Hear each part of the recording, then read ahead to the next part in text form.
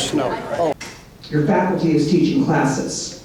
All of this happened in 2005. I do believe the board understands outreach, though. They reached out to developers for over 2 years. I am happy to see so many union workers here tonight because Friends of Evergreen College support unions and would love to see them building classrooms at Evergreen Valley College.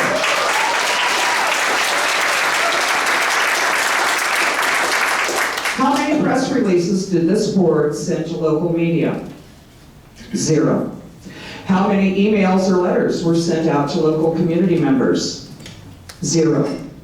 How many announcements were made by Chancellor Zepeda at the beginning of each semester at the IID days, where mind-numbingly things are covered, but it may be mission statements, but nothing about the district's plan? 0. The district website and college websites had no information on any of this until recently, until this year. We are your community. We are the people who voted you in. We aren't going away. Your mission statement claims you'll increase graduates, degrees, programs, and certificates by 20%. That's what you put on your website in 2013. I've done the research. Your course offerings have decreased since then, and this is not the information that you put forth in your PowerPoint last week. We want our voices to be heard. This community is here to hold you accountable. We want to find common ground. Long after these board members have been recalled or voted out, the community and students of Evergreen College will have to live with the decisions you make tonight. We already have thousands of signatures for a recall if you vote the wrong way tonight. Thank you.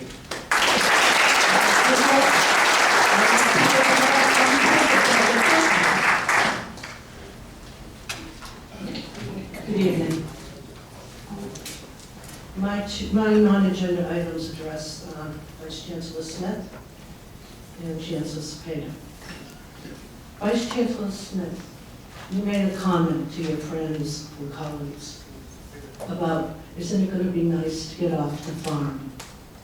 Do you realize how many people felt insulted by that comment? Not that being a farm is an insult, but the way you degraded where you worked, where we live.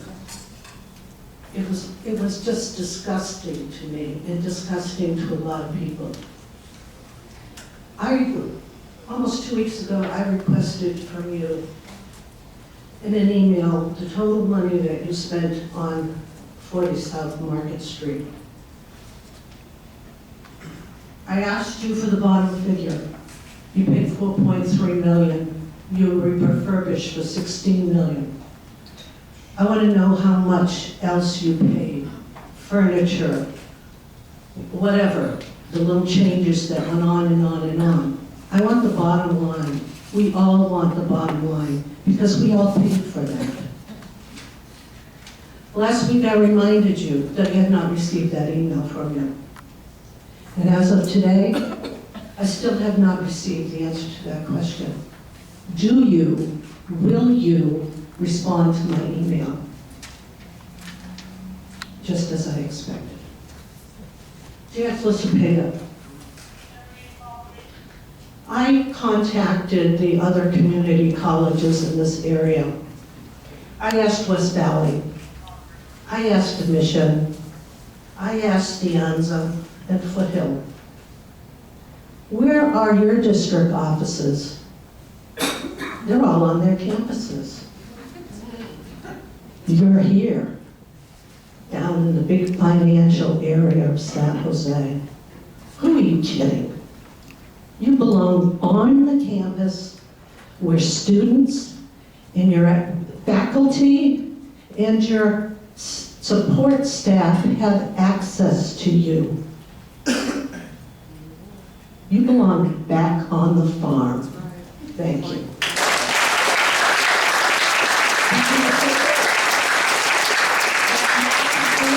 Public comment period. on matters not on the agenda, which brings us to item B1 of the information agenda, EBC faculty presentation regarding faculty ideas pertaining to the EBC Facilities Master Plan. Chancellor. I will turn the presentation and guidance on this item to Professor Norvison.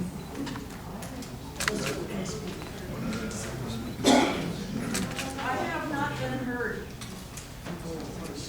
I'm sorry, ma'am, I didn't receive a yellow speaker card requesting that you'd like to speak. You're speaking. There are, if you are speaking, if you requested to speak regarding the 27 land acre bid, accept or reject, or action to accept or reject the bid, that is item C.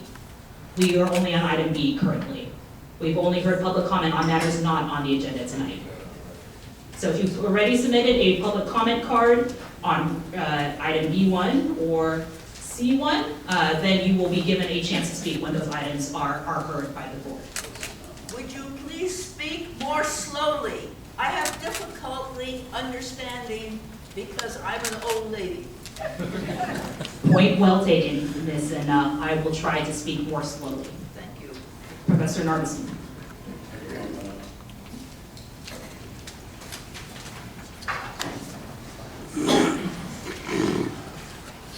While I'm setting this up, today has been 2 Senate meetings. Both Senates have met today, and Professor Covarrubias, the Senate President, has some news for you that he'd like to share with you before I start. The San Jose City College Academic Senate unanimously voted to instruct me as their president to ask the Board of Trustees, San Jose Evergreen Community College District, to delay any decision about the disposition of 27 acres until Evergreen Valley College has revised its educational master plan and its facilities master plan and share those results with the Board of Trustees in an open to consultation. That was unanimously approved.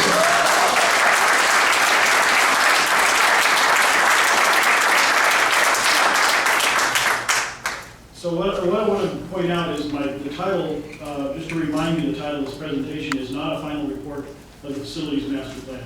This is just ideas and plans that the faculty want to inject into that facilities master plan, and giving us a chance to let you know what the plans that Evergreen Valley College faculty have for the college before you take your vote tonight. Some of you, I've been sitting up here for 4 years as Senate President of Evergreen Valley College, and today I just got reelected again for a 5th term, so I'll be sitting in front of you next year as well. Some of you might not, some of you are fairly new, and I actually outdate you sitting here at the seat. So I want to let you know, I'm going to introduce myself a little bit and where I come from. I've been teaching higher ed since 1987. Taught at Chabot College as an adjunct for 14 years, and was a freeway flyer for 14 years between Chabot College, San Jose State University, and Evergreen Valley College. I'm educated as a historian. My primary field is modern European history, military history, and U.S. history, with a few courses in Latin American history, African, and Japanese history. We get all over the place as historians. Once I was hired at Evergreen Valley College full-time in 2001, I gave up my job willingly at Chabot College. This district is far superior to that other district that I won't speak to, but I still retain my job as an adjunct at San Jose State University. I teach critical thinking there. I teach logic and reasoning. I teach about analyzing documents, analyzing sources, and recognizing informal fallacies of logic. I'm presently teaching my 105th section of critical thinking at San Jose State. I've been teaching it there every semester since January 1988. So I think I'm a little bit familiar with some of these logic. I wanted to let you know that the faculty of the PEAK department, Physical Education, Athletics, and Kinesiology, most of them are present in the room, and I just wanted to show you that they're here. These are the full-timers, and as well as the automotive department, and here are the full-time faculty in that department as well. They are also here in attendance. Here's what I wanted to speak to initially. Before I get into this chart, I listened to Doug Smith's, Vice Chancellor Smith and Chancellor Cepeda's presentation 5 times. The 3 times for the faculty and staff and administration at the college, at Evergreen, the time for the public at the college, and also at the district grade roundtable. So I've heard your show many times, and I've seen the same slides many times, and I wanted to respond to some of those slides. One of those is this initial slide, that this is exactly Vice Chancellor Smith's slide. I just changed the colors to try to remove these dotted bars that you see going down the middle. Some of this development is predicated on fear. Fear that we will have an economic downturn, and that we'll be caught without enough money, and we'll have to lay people off, and we'll have to go through all the tragedy of 2008 and 9. When you remove the bars, or I attempted to, and you just look at the up and down bars of gross domestic, the GDP here, you'll see that some of these bars aren't even down. If you look at the 2001, it's still a plus. If you look at the 1991 bar, it's barely a minus. So one can interpret this whole cycle entirely differently. It doesn't have to be the 9, 10, 7, 9 that you see here. It could be 18 years, it could be 25 years, it could be 30 years. There's no way to predict that 2018 will be a downturn. There's no way to predict that that's where we're going to be going. We don't have to make this kind of decision on that kind of fear. Here's what I'm talking about. Only during the recessions of 79, 81, 91, 08, 09 were there downturns in the economy. 2001 was a low point. That was the dot-com bubble. This cycle that Vice Chancellor Smith presents you, based upon another expert that he was quoting, is an illusion. The cycle is probably more like 18 years, if not 25 years. And our situation is different. What happened in 2008, as opposed to what may happen in 2018, is different. One of it is our funding. We were on state apportionment in 2008. Now we're on basic aid. So our funding will be actually more than what the state could provide. Our reserves are different. At 2008, we were at 7%, because that's what the board mandated, at 7%. Now we are at least 14%. I'll give you a little fluctuation because the number changes from on quarter to quarter. And then we have a different allotment of employees. Yes, we laid off people. And now we've rehired some of them. And we've done organizational redesign, where we have now a more efficient employee group. So if we do have a downturn, there's less people to lay off because we're more efficient doing the job. Our facilities master plan, this is another slide. We saw it in the presentation several times. And if you look at the maps that we were shown by Vice Chancellor Smith, he had the engineering and applied science building, at least at the moment, on top of a portion of roadway. If that's true, then the roadway building has to be demolished first, and not Acacia first. And I wanted to point out all these other future buildings, engineering and applied science, South Campus, phases 2 and 3, if there is a parking garage, have absolutely no funding for them right now. This would all be dependent upon future bonds, either from the state or from the local voting population, which doesn't seem too pleased with you at the moment. Acacia will be replaced by short-term visitor parking and no other kind of field or athletic area there, which I have to remind you, if you are on the campus daily, and I am, Acacia and Robley are built on a hill. You can't put a soccer field on a hill.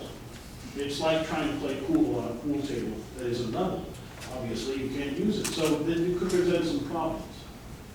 We're told that EDC is 130 acres, but we didn't take into account the district corporation yard, the police building, the solar array, the hillside land beyond the fault line, and the fault line itself, all of which are unusable for future building needs. So the accurate number is probably less than 100 acres. Now, maybe just picking the nit, but I wanted to point out that some of this information you're getting is not completely thought through in terms of accuracy. We're told space efficiency. And we're told that our efficiency in the use of our classrooms is 50, versus all the other rooms on the campus, is 57.5%. So I broke it down using the space efficiency report that was put out last year. And Gulo 2 is actually the most efficient room at 81.3%. It's not even a classroom. Acacia is at 70%. You can see PE is well used at 70%. Sequoia, our nursing building, is 69%. Just as a comparison, City College is actually less efficient than the EVC is in terms of space efficiency. And the old district office, not this one, but the old one, was at 69%, just to give you a sense of comparison, because I know most of the employees here work, that are up in front here, work in the old district office, and they can make that mental comparison. And here's one of the problems. EVC is based upon an old model. Back in the 60s and 70s, educational experts were experimenting with new ideas like the wall-less classroom and clusters and so on. I give you an example. Look at Independence High School in Eastside San Jose. That campus was built in the 70s, at the same time EVC was built, on a different educational premise, would be the best way to say it. They have villas, in which they had many high school campuses within the larger collective high school campus.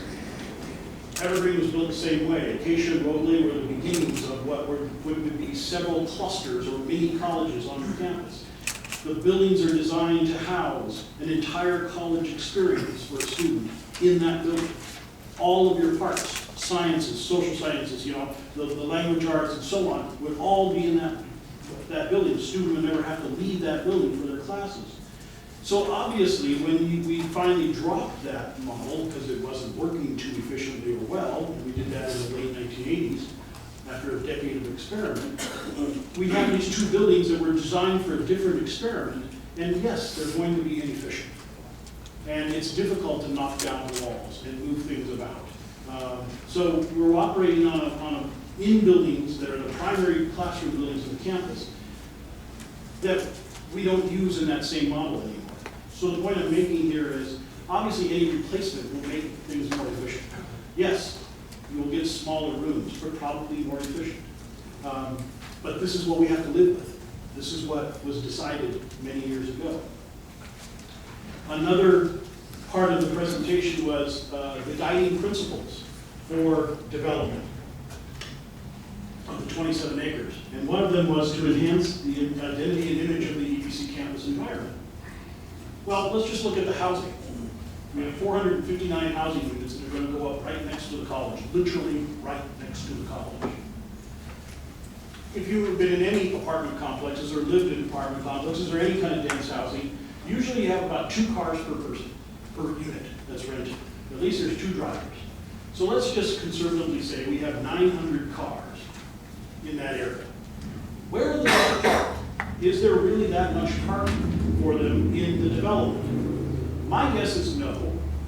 And what you're going to see is parking everywhere and anywhere you can find it. Cars will be everywhere.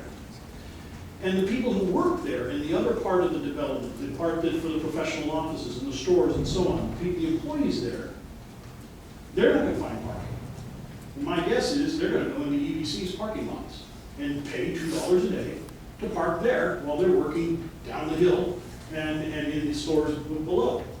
It would be a great, sweet deal for them because they get police-protected cars. Nobody's going to break into their car because they're on the EVC campus. And if you don't think this has happened, San Jose City College had this same problem with employees coming over from Valley Medical Center, parking in City College's parking lots and filling up a lot of lots. This happened to San Jose State for 20 years. You paid to get into the parking garages. They didn't ask who you were. And you had businessmen from right around here walk the 5 blocks to a parking garage at San Jose State and fill up the parking. And finally, San Jose State turned it around and enforced it through permits that you had to buy ahead of time. But you have, on our campuses, we still have $2 visitor parking, no questions asked. That's where I see people filling up our parking lot.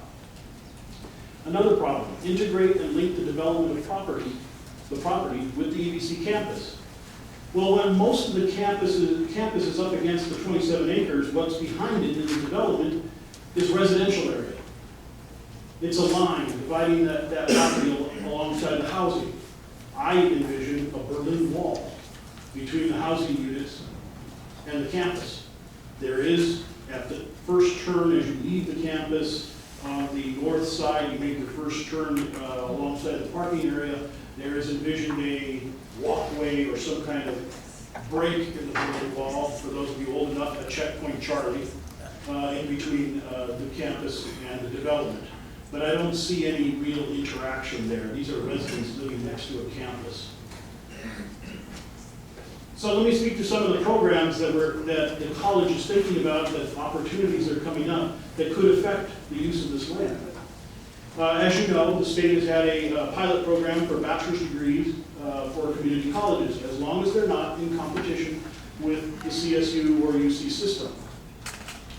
One of the degrees that the degree we applied for as a district was in automotive technology. This would be a bachelor's degree in automotive technology granted by this district. And it would be unique because we have a new program that we're building a new building right now for automotive technology. The only other competitor out there was Rio Hondo College, and they actually were granted the pilot program, and then they lost that due to accreditation problems. It looks very likely that we could get a bachelor's degree program at UBC in automotive technology. Each of the classrooms that they use have to be different from each other. Let me show you what I mean here. Obviously, automotive cars are breaking out technologically. And look at all the different lists of all these highlighted hybrid, fuel cell, compressed natural gas, all electric, diesel engine, transmission engine, and now I'm even told autonomous vehicles. Those are the ones that you don't drive, it drives itself. You can put that one down here as underneath transmission. Each of those parts of a car, types of car, requires a different classroom. You can't mix these up because of the engine stands, the demonstration, what you teach with. So we're talking the needs for the automotive technology could be double what they have right now. So we'll need a whole new technology building, auto technology to help us with the bachelor's degree, as well as all these new breakout technologies. If we want to be cutting edge in the 21st century and teach students to be able to serve modern vehicles, this is what we're going to need. Let me give you some examples, some pictures of automotive classroom. This one's just kind of your straight lecture hall, but we had to put the car in the back because it looked pretty cool. Here's the teacher's work stand, work area. You'll notice it looks much more like a tool. There's lots of tools. Here's the engine stands we're talking about. This is what the students learn from. This is what they use hands-on. I might have to come out, remember, if you remember a while, well, I didn't bring it up here, I don't think, but there was an issue about overhead projectors that went on a few months ago. And those are pretty small. I use a pen, and I use a whiteboard when I'm talking. I bring in a few relics from history to talk about. Imagine having to teach with, a 500 to 800 to 1,000 pound piece of metal, and that's what you're teaching with, and that's what the students are working on. It makes an entirely different classroom experience. This is a typical auto tech lab classroom. And you can see how the students have to work around it. It's not a lab, a science lab, it's not a lecture hall. It requires a lot more space and a lot more dedicated space that an auto tech program needs in order to fulfill its mission. Let me speak to the PE department, or PEAK, as they call themselves. They have lost due to the South Campus building, as well as any planned buildings next to South Campus. They've lost their softball field and their bleachers, and they need a multi-purpose synthetic field to replace this. This is about 7.5 acres they've lost already. If they're allowed to expand and try some new ideas and invest in a new portion of athletics, specifically perhaps a running track, which requires lockers, showers, office, field house, and so on, that's an additional 5.5 acres. I'm sorry to report, but PE requires a lot of acreage. Their classrooms are outdoors. Their classrooms are on fields, and they require a lot of space. A total of 13 acres is what they're looking at. That is equivalent to the open space right now next to the college. The area where the police academy and the old district offices are is about 13 acres. The open space is about 14 acres. What Peak needs is that open space. If they wish to expand their program, to get another athletic team out, to compete with other colleges and so on, because right now all they have is soccer. I believe Professor Pratt has something to add to, he has a presentation as well. Okay, so let me get out of this.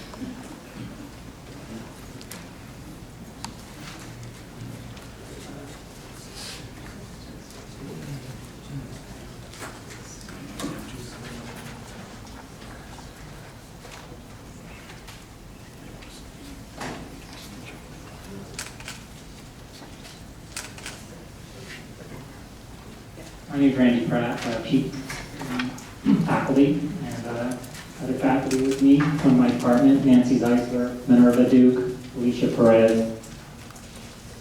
I don't see John Payne. First of all, thank you for this opportunity. A week ago, we were given this opportunity, and at first we were like, really? And then we're like, really? I mean, you really want quality information from us, and we can't provide that. So we are very happy on one hand that you invited faculty input, but on the other hand, it's certainly not the process. There is a process. Departmentally, it starts with this. This is our program review. We wrote last March, 2/14, the Educational Master Plan should have considered what's in here. In our meeting yesterday with the consultants who are writing the Educational Master Plan, he confirmed, yeah, the best process before the builders and the architect is the Facilities Master Plan. That directs what we're going to build. And before the Facilities Master Plan is the Educational Master Plan. So I asked them, have you seen, we started at the top. How did you get your information? He informed us that he was just beginning to look at the program review, and referred to it as a wish list, and that personally was offensive. This is not a wish list. This is a written document by the very individuals in this district that know best what is best for our students and what they want. We're with them all the time. There's nobody in this district that knows students better than faculty. This is our department's.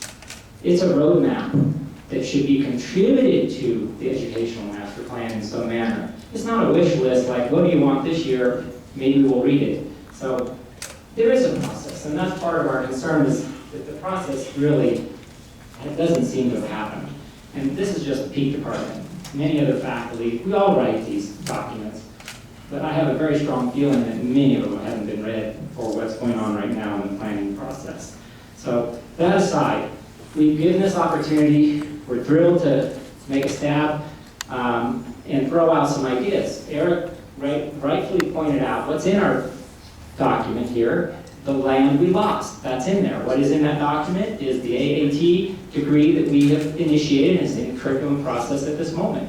Certifications for coaching first aid, certifications for personal training. That's all in this document.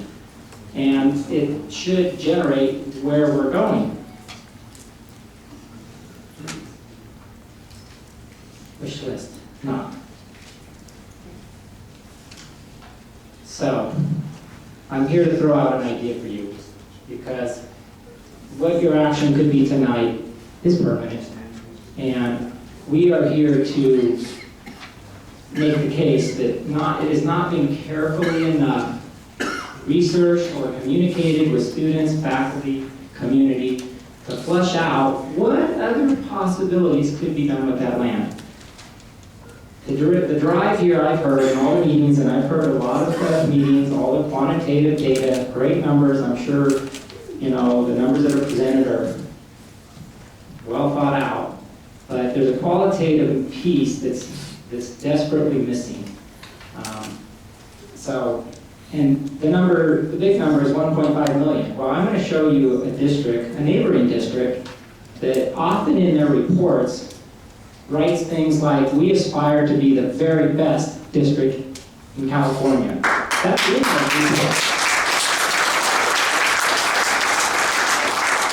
report. There's an aspiration of greatness that inspires others.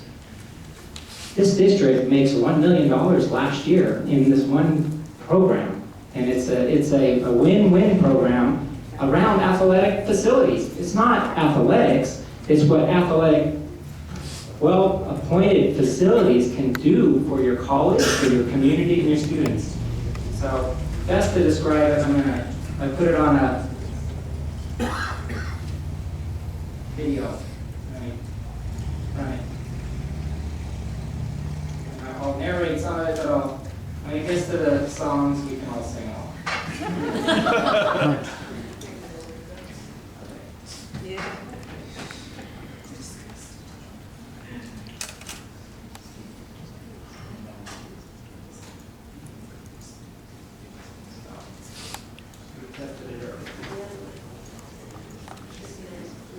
It's loading, I believe.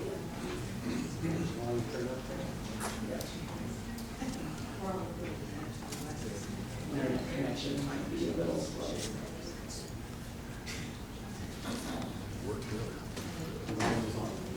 Yeah, there's no volume in the initial piece, but it's not really running. Go in and go back out. Go out and go back in. Go out, back in. Yeah, try it again. Sometimes it does that.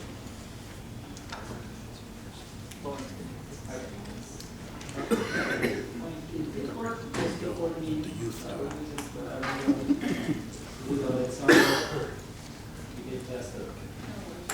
Randy, as you're working on that.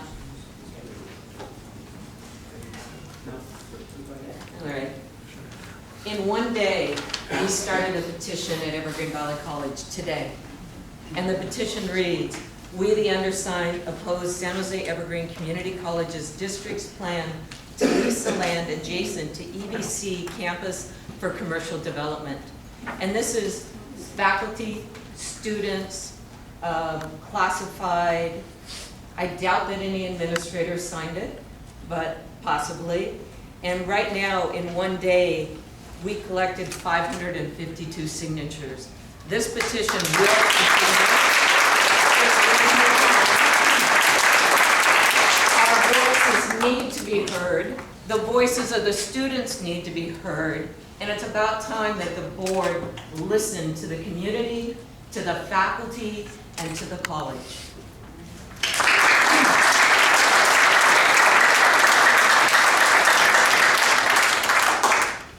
I just thought it a little ironic that this is the district, San Mateo Community College, but the word community emphasized. Anyways, okay. I'm going to narrate just a couple pieces of the slide, and this was shared with us by a consultant that we've actually been speaking with. And the VC of this district describes we're lucky to have such supportive community. And it goes on to describe their aspirations for greatness. They aspire to offer something that no other community college offers, and they're doing a fantastic job. The center provides a community broader access, demonstrates in a very real way the district is community-based, serving a wide spectrum of educational and training opportunities. As you'll see, it's just not about swimming or playing soccer or baseball. There's a much larger component that you can gain. Faces, youth, kids. I've always known in the district when you take care of the community's children, they take care of you. And this district does a fantastic job. Over 300 youth swimmers, part of the program every year. You can enhance the educational opportunities of your students. There's almost 100 students working in this particular program at this district, either in some capacity. In addition to taking courses that give them the ability to work. It's a 24,000 square foot fitness center, along with an aquatics complex containing a 50-meter Olympic sized swimming pool, 25-meter pool. The success of the facility is both practically and conceptually. I'll have to read. This is the moment of silence. I was going to put in a song period that we may lose this opportunity. 14,000 square foot indoor training space, 5,000 for spinning. It's a really well-appointed facility. we visited another center run by the same group. And the quality is what is attractive, as well as the programs offered. Over 238,000 visits from the community, 60,000 by students. Variety of classes offered during each week. Classes offered for community, classes offered for students. And it's a working relationship. It's a win-win relationship.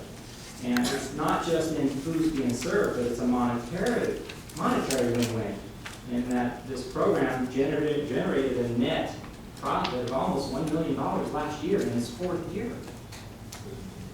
And look what else you get. They run Swim Across America. They do wonderful work for the community, in that they serve the community facility participates, and they raise funds for various things. Workforce development. They offer numerous certifications. Listing a few: lifeguard certification, personal trainers, instructor certification, UJAM, Aussie, group exercise, Zumba, STEP, senior fitness. They serve a senior population. Seniors want to be around young people. And if you offer great facilities, you get them. Instructor certification, kickboxing, spinning, group resistance training. These are all certification programs taught by college staff to their students and community members, who then have an ability to go out and make an income, or they work at the center. It's a win-win-win. Some of their budgets that were reported last year, it's been a phenomenal program. And why can't we have something like that? I mean, we just have to think that we can, and we can. We have the community, we have the space. It should. This is the other part. Now I'm going to bring it home. And this is where you're going to get to not hear me talk anymore, because I think that the little slideshow video speaks for itself.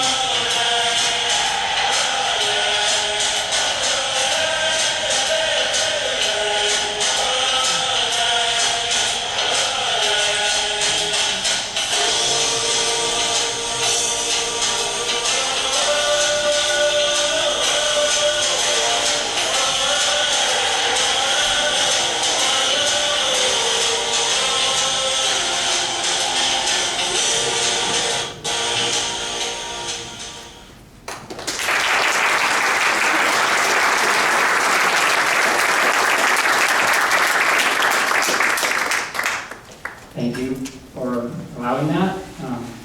These are your students, this is your community. We ask that you delay your decisions for morning. Wait for dear on the stand. I'll Yeah. Thanks. First enough.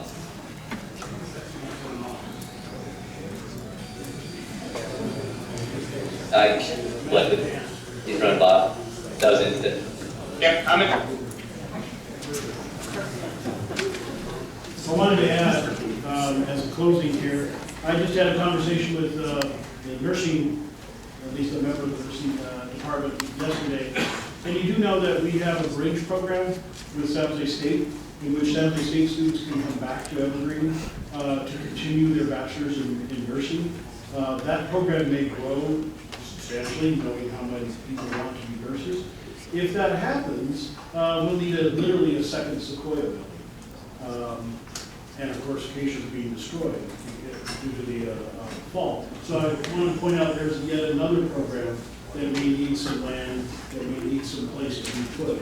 The whole point of this is, and I've said this since September to the board, is because the fault line exists where it is and we have to lose roadway and Acacia, the whole college, if you just think about where the center of the college is, moves towards the 27 acres. Student Center, where it is right now, will be at the edge of the campus, not in the middle of the campus. Where do we move to?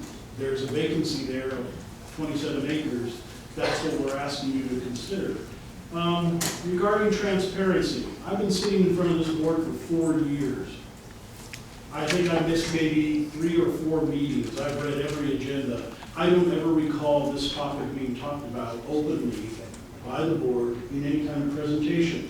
I may be wrong, because when you come on board as a Senate president, you're kind of a newbie, you have to get, there's a learning curve, so I'll give you like 2011, that, you know, there's a blur.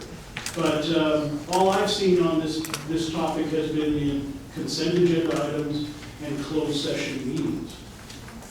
And this is one of the first times we've actually had a discussion, or I invite you to have a discussion. You have goodwill with the college right now. But if you take this vote, and in favor of developing 27 acres next to the college, I think you're going to lose that goodwill. And you're going to have half of your district absolutely angry at this board. So I ask you to reconsider what you're, or at least vote no on this consideration, and rethink the plan. Thank you for giving us the time.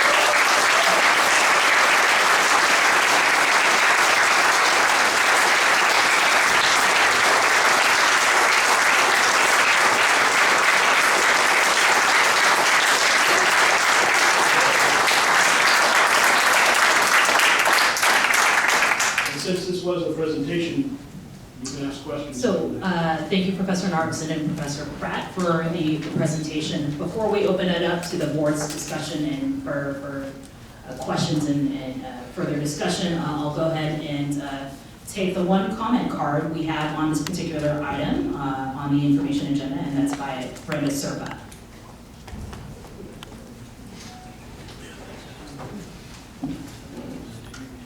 I am Brenda Serpa, Evergreen resident. What I witnessed at a public meeting at Evergreen Valley faculty and Cambridge West consultant Dr. Fred Trapp was dystopian. EBC faculty worked on program reviews for 6 months to 1 year, provided their department's dean with the data. That data is not going to be considered in the educational master plan because they were considered to be wish list ideas. Dr. Trapp told the Peak faculty that there was something missing. No matter what Peak physical education, athletics, kinesiology says it wants to do, is it something approved by the college and has the blessings of the district. Cambridge West was not going to make plans based on something they were thinking about doing. Peak faculty tried to explain they lost 7.5 acres of outdoor campus space, and those acres supported classes in their programs. They were not wish list ideas. Dr. Kraft said that architects knew of the lost 7.5 acres, but the recent contribution from Peak faculty were considered wish list ideas. It's wrong. I was a student at EBC. I saw it had baseball fields, tennis courts, racquetball courts. I took a golf class and we golfed up a large soccer field on which the new South Campus building is being constructed. Board of Trustees support EBC faculty and your students who are your constituents. I wonder what other disciplines have not had a voice in the educational master plan, which creates the facilities plan. This isn't just a peak issue, this is a systemic issue at UBC, where faculty do not feel comfortable providing input for creation of future degrees or adding new classes to existing programs. Classes cut during 2008 and 9 recession have never been reinstated, even when faculty tries to get them reinstated. And when a district chancellor fosters a hostile work environment at a college, the only people hurt besides the faculty are your students. The students get no variety of courses, degrees, vocational or occupational programs, or athletics, because faculty fear retaliation from the district. Access to equitable and equal education is a basic human and civil right. Evergreen and East San Jose communities are the gatekeepers for our students. We are speaking up on their behalf because you are failing to do your job. Board of Trustees, your entire reason for existing is to represent the interests of all students, not just SJCC students, but EVC students as well. Allow EVC faculty to grow its programs, stop depriving Evergreen and East San Jose students access to equitable and even-handed education. We don't want to go over your heads, but if you don't heed our input, you don't give us a choice. Your record of service here at this college district will follow you wherever you go, because we will make certain of it. We support EVC faculty, we support labor to build our college. Thank you.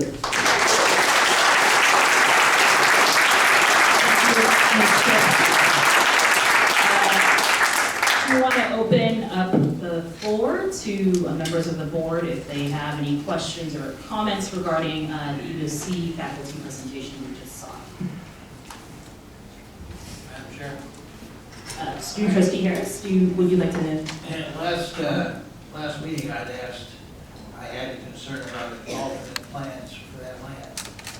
Eric, you did a very fine job in putting some possibilities out there. And the gentleman who was with you, I don't know his name, who was in Randy Pratt. Randy Pratt, the athletic program that you suggest could have a lot of power in my mind. And the question I see though is, we're going to have to fund the bond program to get all that built. Are we willing to fund another bond program? Sell the building. Sell this building. That's the question I put on the table. I was impressed with the alternatives I've seen. Thank you. Thank you. Are there any other questions from board members? Negotiate in good faith. Trustee Cruz. So I'm going to refer to slide number,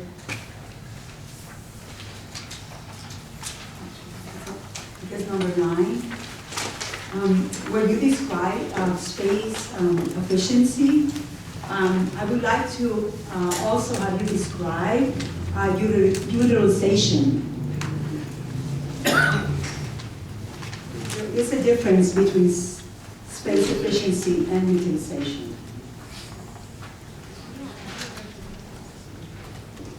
That's one question. Yeah.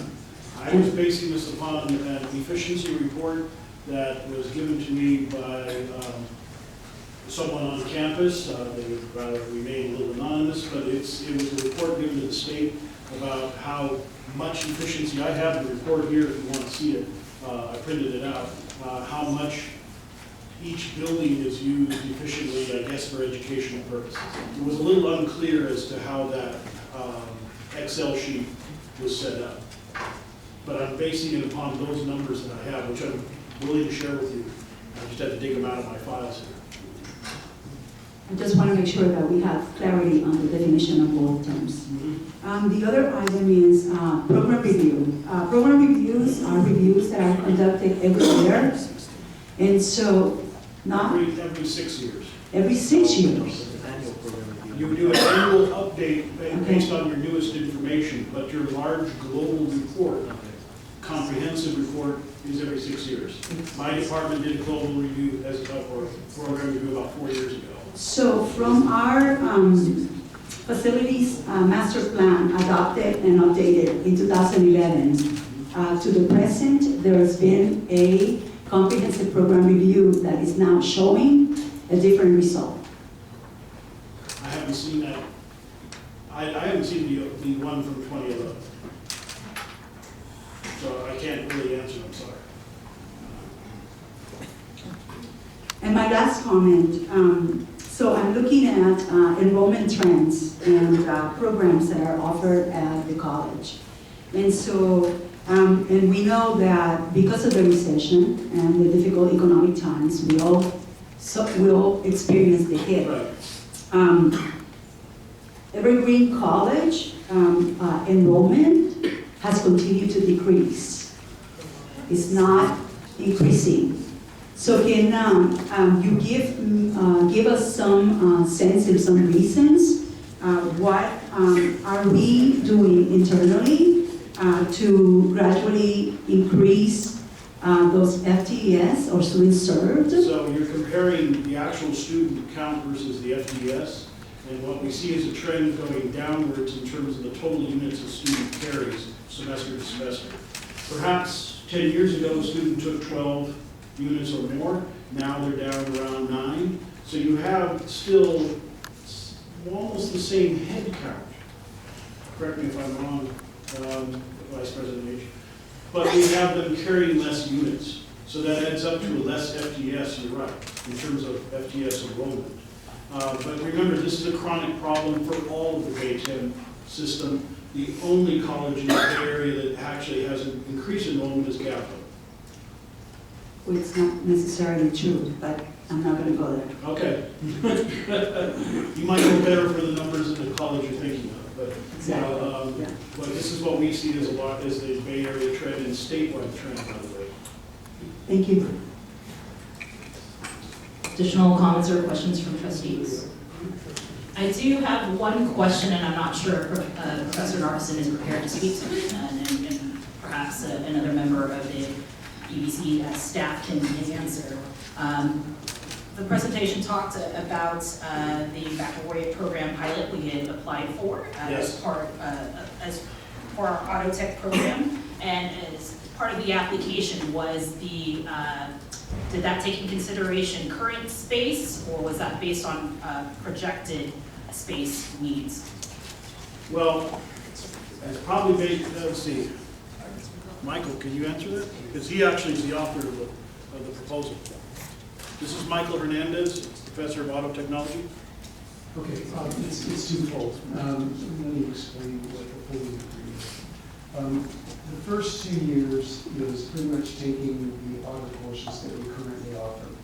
The second 2 years is Sir, can you speak into the mic, please? The second 2 years is business-based. And so although there'll be a couple courses that are unique where the auto department will have to build, most of it will be, the second 2 years will be using the business end of the work of the division. Or they'll teach economics, management, things of that nature. So it's going to be more a business degree with an emphasis in automotive. Where automotive comes in is they're like automotive advisors. So we'll create an advisors class that doesn't necessarily come out of the business end of things, but the rest of it will, the accounting, the business, mathematics, all those things will come out of the business side of things. I do want to add, however, and they're a pretty good job in automotive. Only driving. The one thing that we were emphasizing on this, and this is where we had a tremendous amount of input from manufacturers supporting this initiative to go for career college. That being said, we also took into account our new automotive building, although the same size as our original building, much better designed so we can accommodate more. Part of this was for outside industry to come in and co-teach some of those classes. I.e., Honda has some training for its advisors. And they said, you can let us in, we will pay for the space, and we will conduct those advisor training classes as part of your curriculum. And they're willing to pay for the land usage, or the office usage. So we planned that into the building to allow outside industry to come in and co-teach with us, or teach their own subject matter where they will pay us for the use of our property. So that's a big plus. In terms of growth in automotive, and this is where the growth may come in, and it's a projection on our part. The district themselves did a survey of all of our existing service students to see who would be interested in this 4-year program. They had an overwhelming greater than 75% said that they would continue for an additional 2 years if this program existed. Think about that. That means that 75% of our existing automotive students would stay an additional 2 years. That means additional sections. That means additional classes. And that means improved student enrollment. So there is some growth potential even in that. In terms of what Eric was saying for automotive, in terms of new technologies, think about what happened in the last 7 years. When they had just the Prius hybrid and a few others, now look at what kind of offerings are offered in the automobile industry. Everybody has at least 2 to 3 automobiles that are electrified. The state of California has created new laws stipulating that electrified vehicles will be sold in California. As much as 50% of all electrified cars by the year 2050.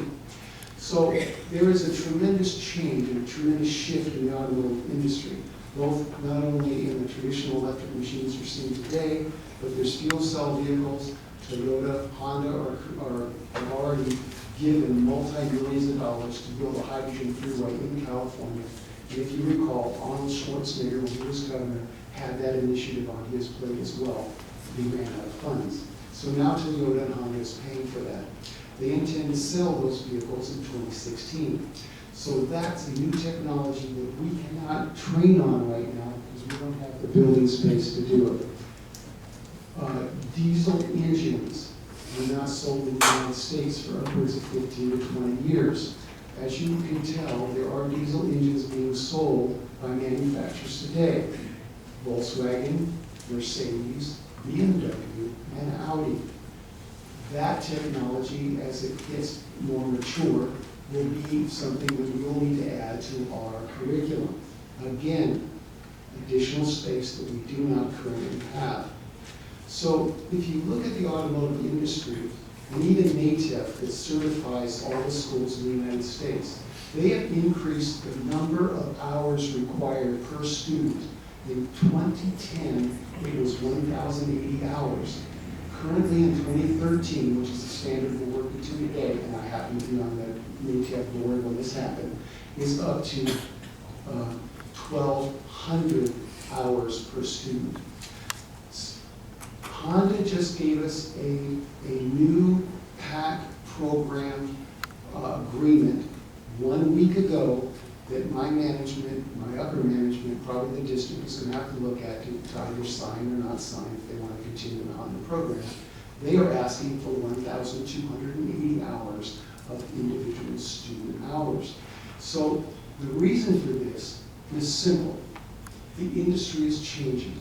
We have conventional vehicles, but we have a number of new technologies that we are being asked to add to our curriculum, adding hours, adding more sections to that.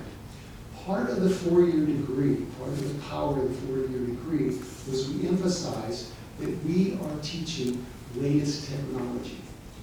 And so we are trying to get ourselves positioned to where we can grow into those later technologies. My fear is, I would love to add other manufacturers. I would love to add diesel.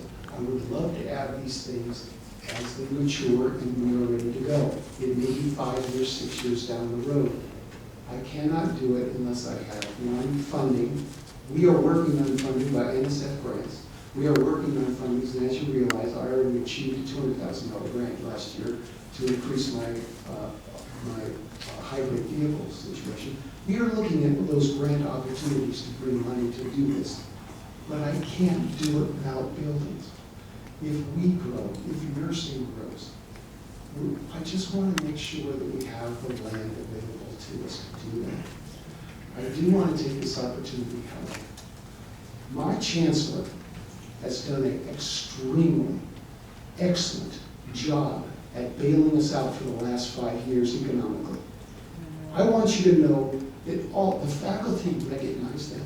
She went through some hard, difficult times. Please credit her for that. This land issue and some of these other issues is for the board and other people to look at to say, what's our future direction? I'm not clear that the 27 acres being leased is the right direction. That's not my decision, that's your decision. But I do want to credit this person. She has done an outstanding job. And please remember that, because she's taken a lot of criticism of that. And I want to say that publicly, because she is sitting there taking this. And please remember that. This other decision is separate from that. So when this community is upset, they're not really upset. They're voicing an opinion that maybe the land use might not be right. But I'm pretty sure they still enjoyed that this chancellor bailed us out of a $5 million. Thank you.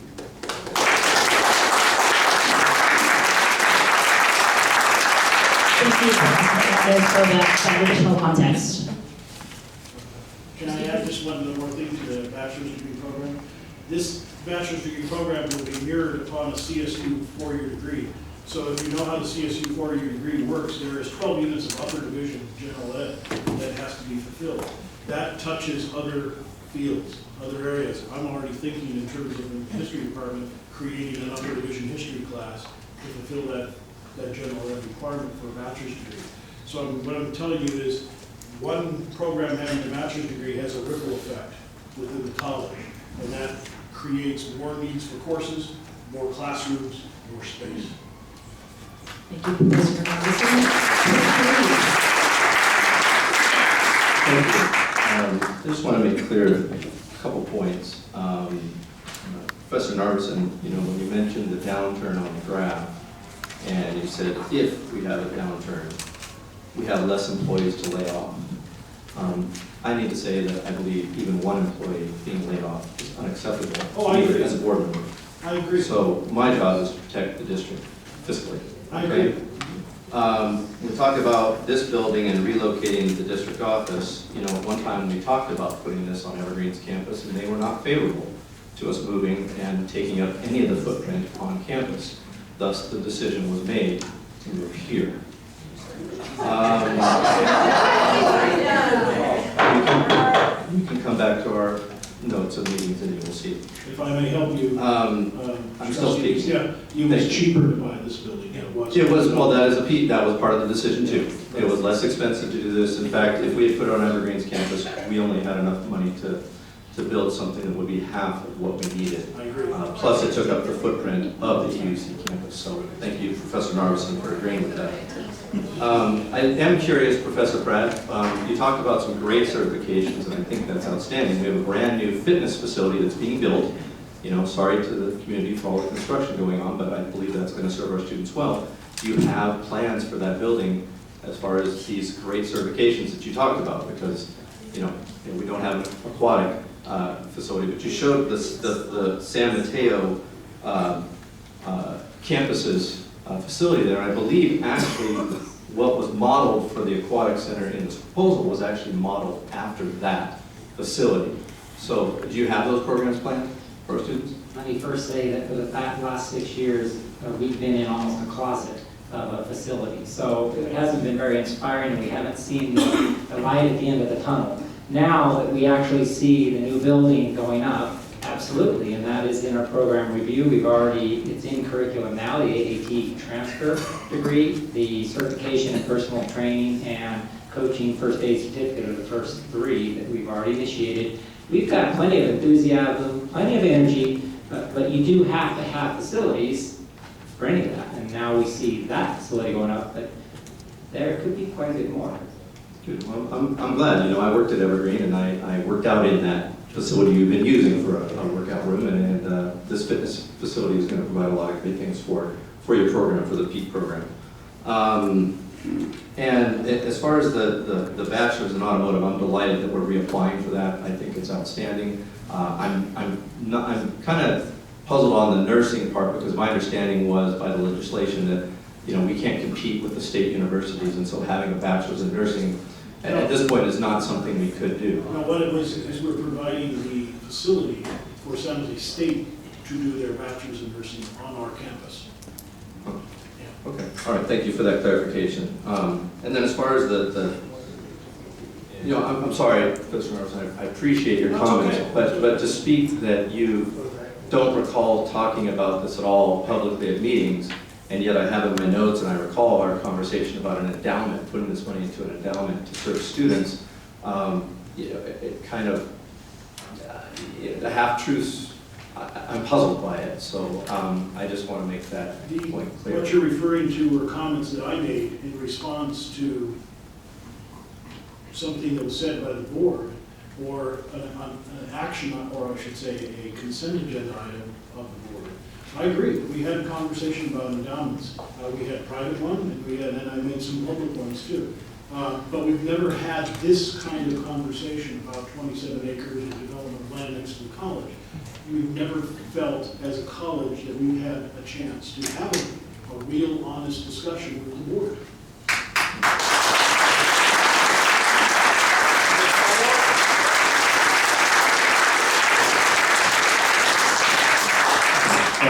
I thank you for the clarification on what comments you made and what you did, so thank you. Trustee Mann. Quick question while you're Sure. Professor Marvison. I joined the board in 2012. I've not missed a meeting.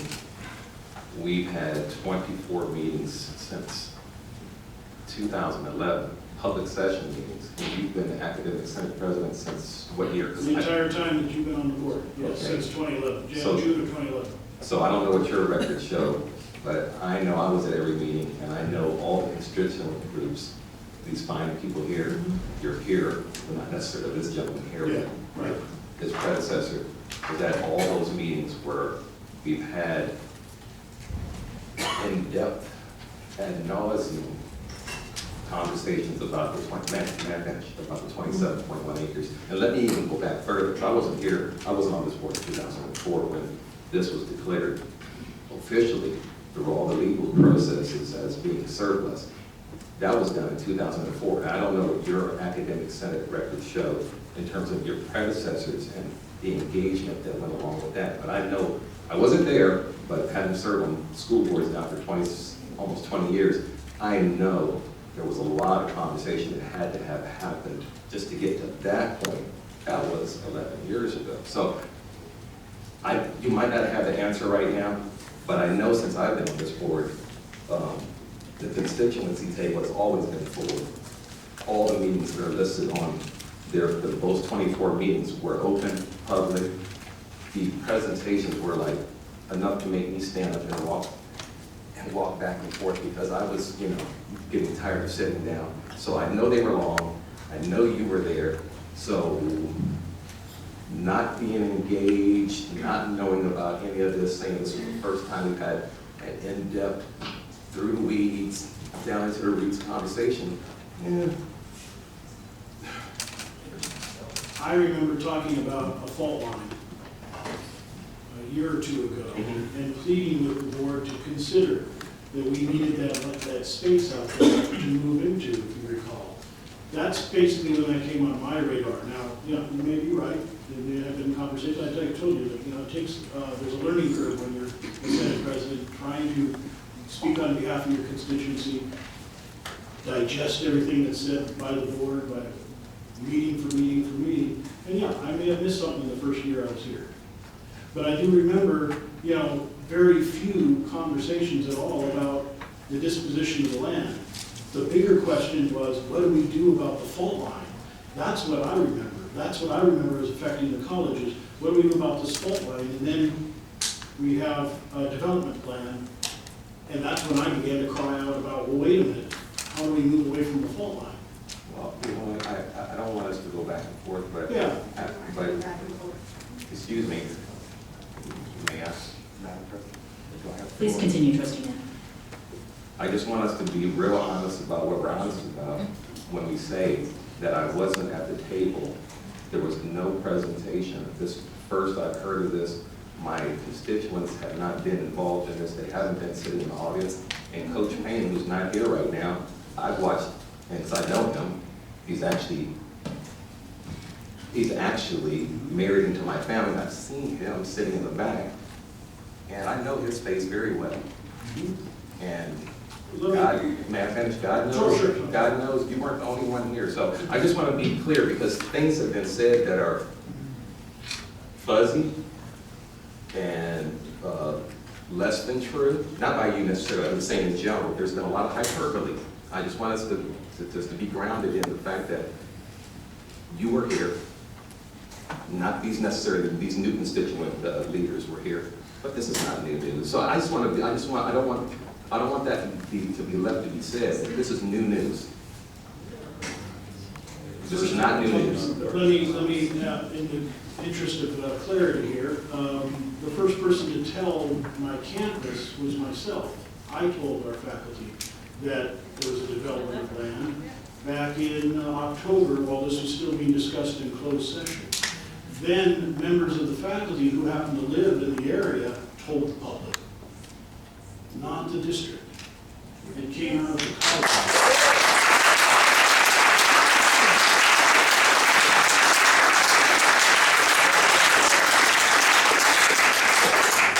Chancellor and then Professor Volodovius.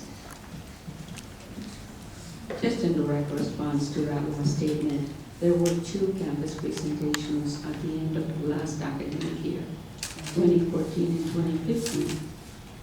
And there was also a statement made at BDD, contrary to a statement made earlier. Secondly, the subsequent forums that are happening on campus this go around, I have made it a point to have it in the morning, at noon, in the afternoon, to permit as many faculty who could not attend one to attend the other, and they were indeed poorly attended. But my comment, if I may, Madam Chair, is that I'm very, it's actually wonderful to hear the vision of the faculty. I think it's exciting to, when they talk about a wish list or a vision, that is what they're there for. But I want to draw a separation between the presentation and the next item you will be receiving. There is indeed a process, as we discussed, program review, facilities master planning, facilities committees on campus, and there is also another process, bond development for 2010 and 24. And at that time, priorities were set by the community, internal and external, about what was needed. So there were all opportunities for a faculty voice, for a student voice, and for a community voice. What the faculty have described is an excellent and appropriate process for educational and facilities master planning. The issue is, do they have enough of a footprint for those visions, for those dreams to be achieved? And I submitted that 137 acres. This, in addition of, and I understand Professor Narveson, you have to subtract campus police and you have to subtract the solar array. So, but what you have is a beautiful setting that is inappropriately and inefficiently used. You have lots of flat parking. No, you cannot build a soccer field on a hill, but you can build many other things. And also, I think that what this facilities master plan is doing is creating a sense of community that goes along with what Professor Narveson said, updating an old model, which brings that community central, which has a beautiful central green, and which brings the parking closer to students. So the question is, it is appropriate for the faculty, absolutely. In fact, it's a requirement as professionals to dream about the future. They can so, but it's also the requirement to look at data that backs up why those facilities are needed based on current service needs and future needs and regional needs.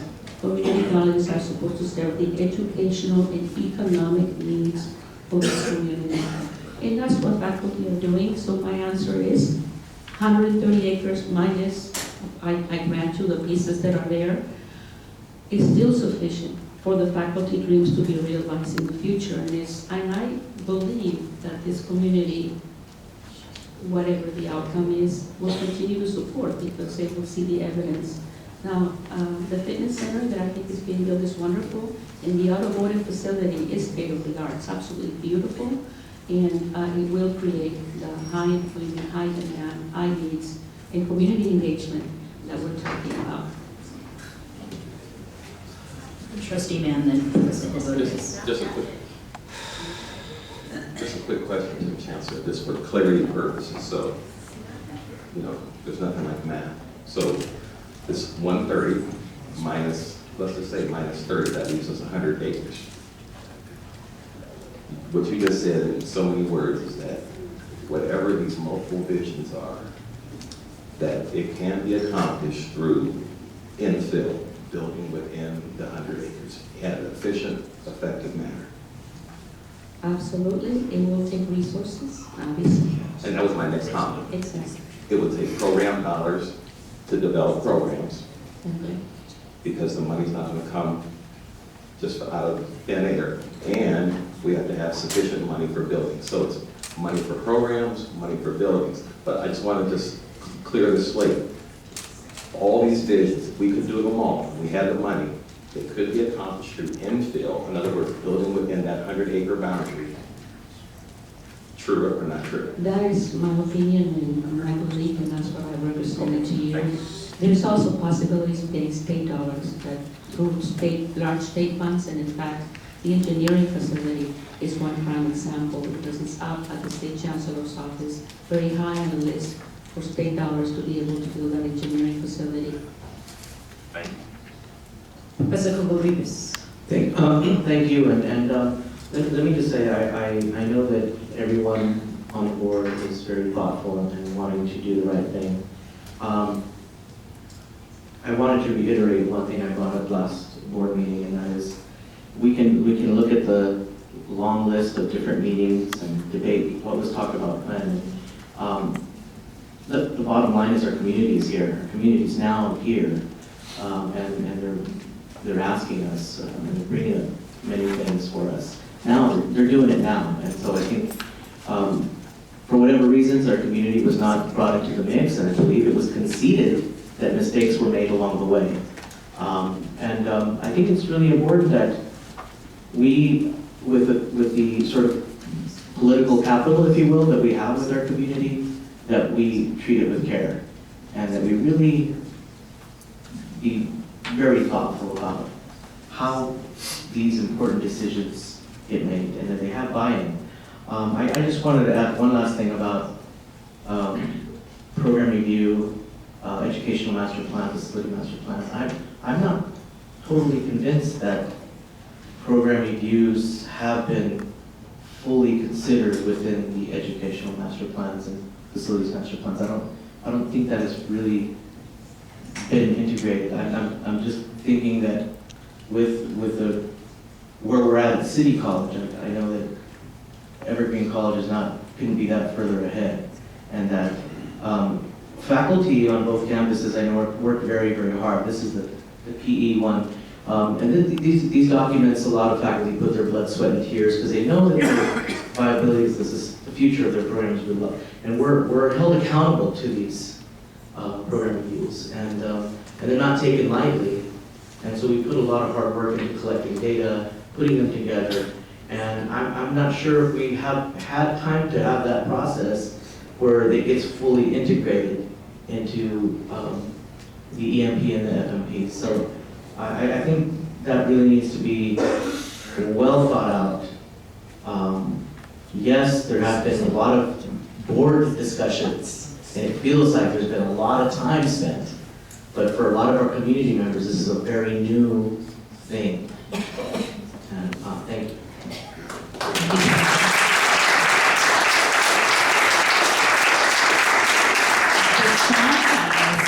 No further questions or comments related to item B1. Oh, sorry, Student Trustee Harris. If I may, somewhere within this discussion from the audience was an insinuation that for us to put students first. I've been with this board for about a year, and believe me, they put students first. I think what we have here is a difference on how to go about that. This board is committed to the students of the Evergreen Valley District. Thank you, Student Trustee Harris.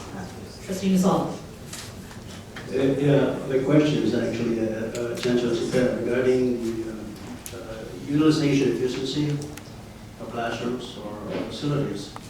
Now, as I understand it, some of this data is available to the State Chancellor's office. And basically, my question is, We have built replacement buildings to replace old dilapidated buildings. And if we keep these buildings intact and not demolished when the new building goes online, in other words, we've added inventory to the campus based on the FTES. So in other words, we got more classrooms, that's what's needed, because we've left some of these old buildings as part of the inventory. Is that how this efficiency might be taken into consideration? Christina, so I know that you have a lot of background in that area that you described it appropriately. The figure that what the state chancellor's office does do is that they do look at the student count or the amount, the classes and ASF, or I don't remember what all the stands for, assignable square foot and gross square feet. And they look, and then we, I know sometimes we even challenge that whole thing and saying they have a very mathematical approach about what an efficient use is. And by the way, they want you to use, as you will know, campus, not just during peak hours, but they want you to make best use of the campus early morning, late evenings, and weekends. And in that area, we all have to do better. So when they look at underutilization, and they're very critical of us, as you know, those are all the factors that they consider. And they do not allow you to build more or look with disfavor at you building additional facilities until you can demonstrate higher rates of use of the entire campus itself, not just during peak hours, but 24/7, quite frankly. I don't know if Vice Chancellor Smith can add to that response. I think you do. Essentially, our priority with the state in terms of state participating in funding, once they pass a bond, has everything to do with efficiency and best utilization of the facility. Just a follow-up question, because we have pending application with the state for a match into our bond program. If we are showing surplus in terms of classrooms, will that affect their decision on providing a matching program? Yes, it'll delay it. So, because all of these efficiencies that I'm seeing right here, it seems like we have extra facilities that are underutilized, the way I look at it. Just so you know, we have absolutely, the answer is correct. The issue is we have several options within which to push this proposal forward. The very first one would have immediately denied or had us not have any eligibility at all. We choose to go under another proposal that had to do with seismic retrofit and also had to do with a high demand application in engineering. So we have better chances despite the fact that the factor of utilization may be against us. So in fact, we have good advice from obviously the college leadership to say this one is probably not likely, but this one we have a shot at. So we have set aside matching funds for that, and our hope is that when the state comes with available dollars and they look at the seismic retrofit issue, that they will grant us additional dollars. The other question that I have is the application for the BA for automotive technology. As I understand it, this is a pilot program in the state that would last 5 to 10 years. That is if we prove that we can sustain the program in our district. So there's no guarantee that this program would actually move on in the state, since it is a state pilot program. First, let me say that the current program is absolutely rated the best in the state. When folks talk about lack of high-quality educational programs at EBC, it really is very disappointing because we have we have not just in that field, but in other fields, cutting-edge kinds of programs. You heard the professor speak about his dreams and what they've done. We can't keep our students before these agencies take them for employment. But the partnership with Honda, with Tesla, the hybrid technology that they're investigating is top of the line. So this is sort of one of the best programs in the state of California. The new facility will certainly, and it was designed by faculty obviously, is going to be amazing in terms of even upgrading that option. We're talking about future growth, but you also heard the professor talk about the fact that it's not just what's the term I'm looking for, the specialized classroom lab facilities. We're talking about the business end of managing the enterprise, the automotive technology entity. So that's what the BA is about. But again, let's assume that after the A, that we get the BA approved, B, that we get through the pilot program, and C, that we now have to expand. I still stand by my earlier statement that we have sufficient footage or acreage to do and to take care of the mission of the faculty at Evergreen Valley College. Let's say it's 100 acres. City College has 50.3 acres. So we need to look at that sort of context. Thank you.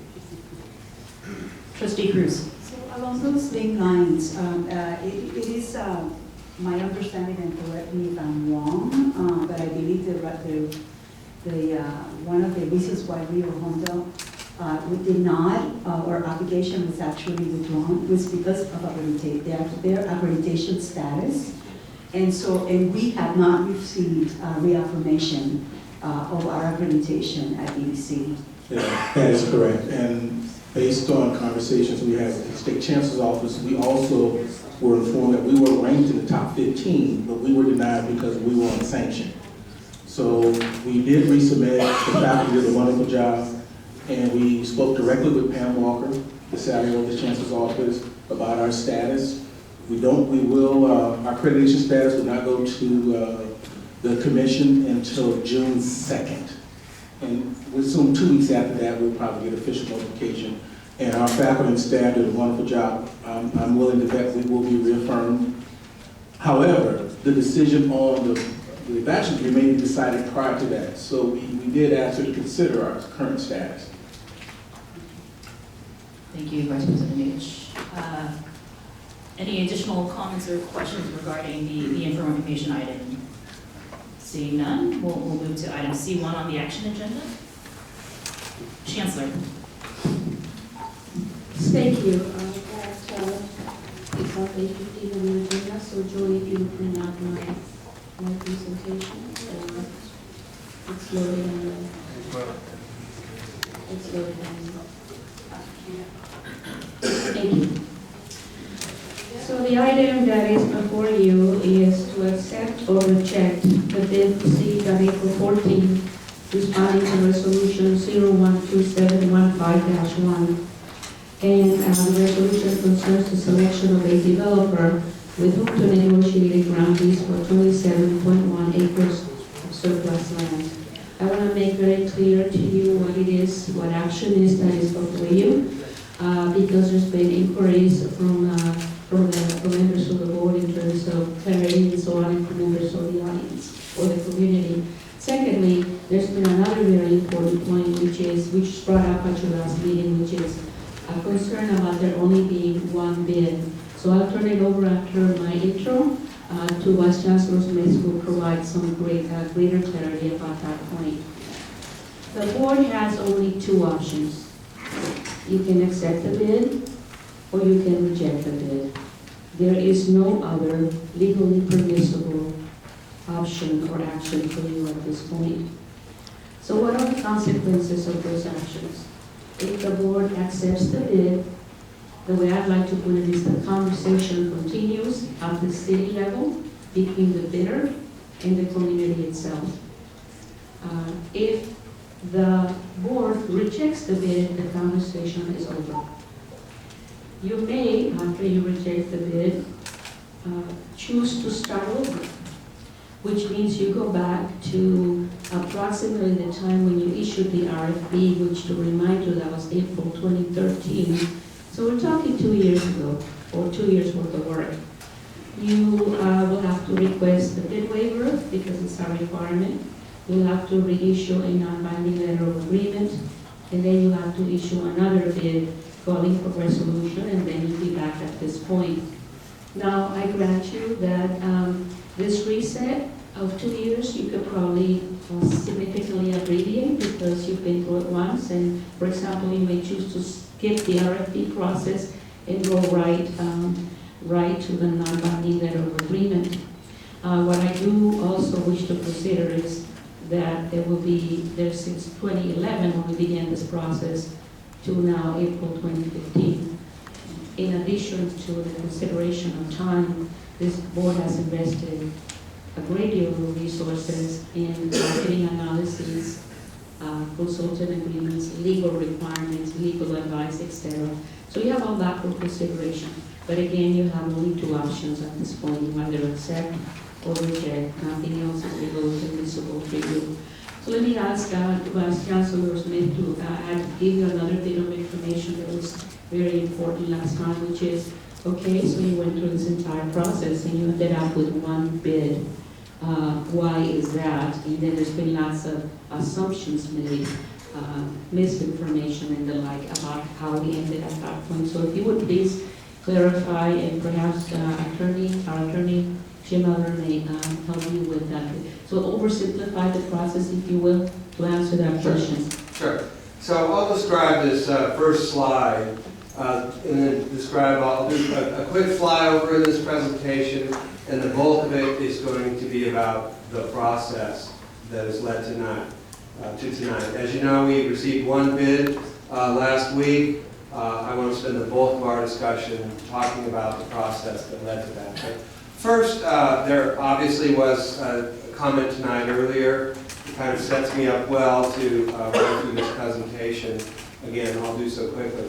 These were all the open session meetings that we've spoken about at various public venues. Obviously, you see a long list. So what I want to do is take you through a document that I'll post on the website tomorrow. And basically it describes what we've done in each of those items on the list. We've created a bit of an extract. This first section, I just took sample one. And then we have a link that you can find.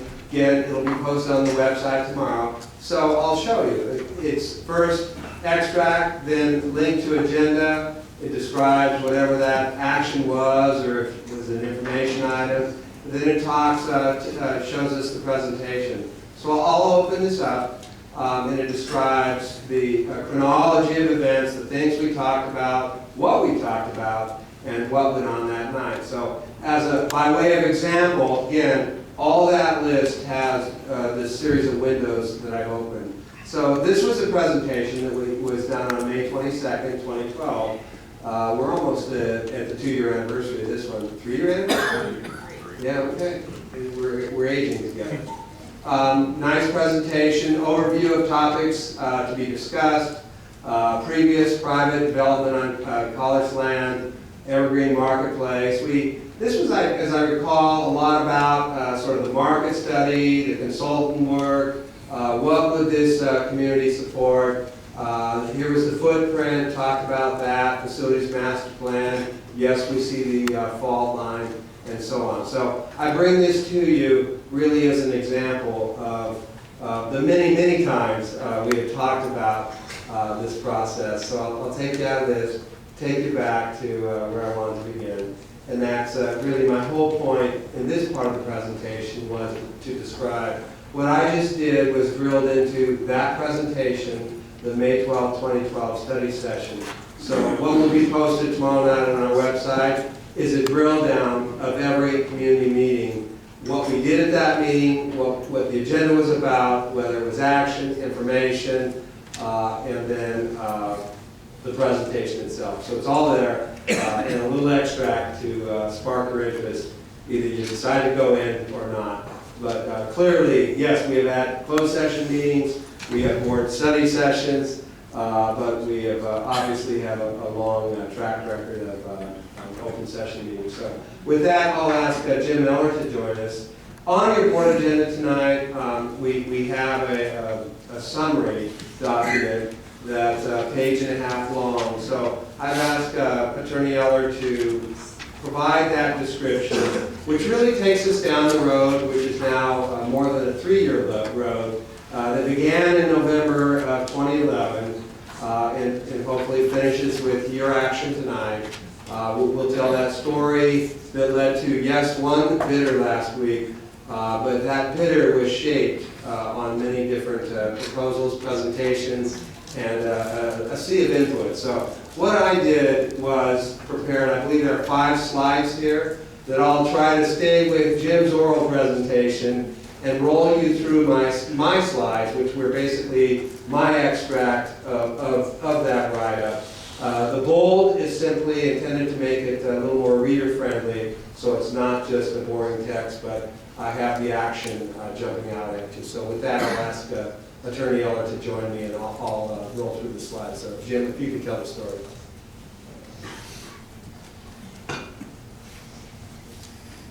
Thank you, Doug. I'll be brief with this. As many of you are aware, some have sat through virtually all of this, the process has been very extensive. As this first slide shows, began back in the fall of 2011. Consultants were hired. As Doug indicated, study sessions were had in 2012, and reports, various analyses were done by the consultant team. All of that was presented to the board at various points. One of the slides included tonight is a list of the open sessions. There were also closed sessions, and there were also meetings of the subcommittee who in turn reported back to the board itself. So there's been a fairly extensive amount of work. By the time we came into April of 2013, an RFP was approved by the board. The RFP was a request of the development community to submit proposals with regard to possible development of the land.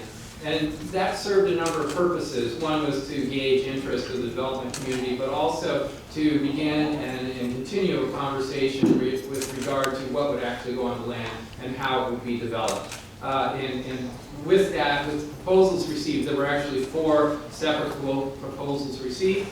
Some were for the entire site, some were for portions of the site. As a result of the proposals, then the board and its consultant team engaged in conversations with regard to how those proposals might be improved upon, and indeed those proposals did progress over time, which ultimately, over the course of a number of months, led to the non-binding letter of intent, which was approved by you in December of 2014. So the process of getting to the point of even asking for bid, which is what you did in January of 2015, that process was a function of several years of discussion, elaboration, consideration of a variety of issues, all leading to what would the board like to see on the site, what felt comfortable to you as a minimum to go forward. And that minimum is reflected in the resolution that you passed in January. So the requirements of that resolution were not minimal. This wasn't a situation where you're going out and ordering 12 chairs and asking for the lowest bid. It wasn't nearly that simple. The development of 27 acres, a substantial project, many dollars will be spent on that project, many dollars will be received from that project. That's not something that can be considered and done in just a few days or in a few weeks. And that's the process you went to. So by the time the resolution went out, it reflected a very high bar for the district to receive bids. And in fact, we did receive one bid that, thankfully, met your minimum standards. And that bid is what's before you tonight. So the process you've gone through, while in fact you received one bid, it was a function of many discussions with multiple developers. The net that was cast initially and again cast for the resolution was very broad, including publication in the newspaper, including email contacts, a long list of entities and organizations contacted to provide input. Well, I'll take you back to that slide that described the Chancellor's office, or the Chancellor's statement of what our process is. And then I imagine Trustee Poe probably has some other things. So let me put that up so you at least have it in front of you. And that concludes our presentation. So President Ho, and the recommendation is that the Board of Trustees accept the bid received from Republic Urban Properties. Thank you, Chancellor, Vice Chancellor Smith, and Attorney Eller. Before we begin the board's discussion and deliberation on this action item tonight, we will open the public comment period for the members of the audience who wish to speak and have submitted a yellow speaker card. I want to remind our audience members who are here tonight of the board's policy on public participation at board meetings. Board policy 2345, 3 minutes will be allotted to each speaker with a maximum of 30 minutes per subject. No member of the public may speak with. She also told me to make sure that the respect was earned. Therefore, I can tell you, the way this proposal has been managed, respect is not being earned by you. Board of Trustees, you have lost our trust. Chancellor Cepeda, your leadership is no longer welcome at Evergreen Valley College and my Evergreen community. You do not need to stay until July. We want you to leave now. Vice Chancellor Dr. Smith, your comments about being happy about leaving the farm, well, to us, the Evergreen community, we take your comment as an insult. Your comment shows a lack of respect not only to the community, but to the faculty, students, classified personnel. Your narcissistic approach to the development project that you try to keep hidden from the Evergreen community for more than 2 years is now in the open. We will not stand quietly until you are removed, fired, let go from your position that you no longer deserve to be holding. Attorney Elliott, you have used tactics that stretch the truth, high ethics, and moral principles. You have only given advice based on legal technicalities to the person to whom you report and have wanted to hear. Therefore, your legal advice is no longer needed. We want a transparent, ethical, with high moral and principles attorney. We give legal counsel to the board that we elected. As I said in the beginning, to you, Board of Trustees, you have lost our trust, and in order for you to manage your neglect and lack of responsibility for the deterioration of Evergreen Community College as a learning institution you were entrusted with, the community of Evergreen is demanding from you to stop your arrogant, cavalier attitude of developing such a ridiculous venture at the expense of Evergreen Community College students.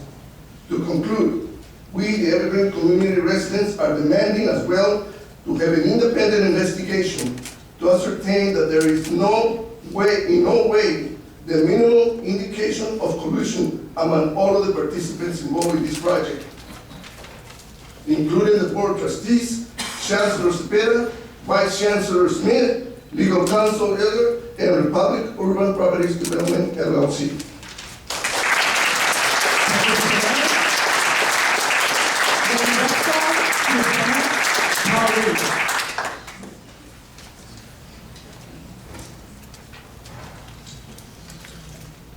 Since the board began soliciting bids to lease the portion of the Evergreen Valley College land, trustees have been presented with many community concerns that have not been objectively addressed.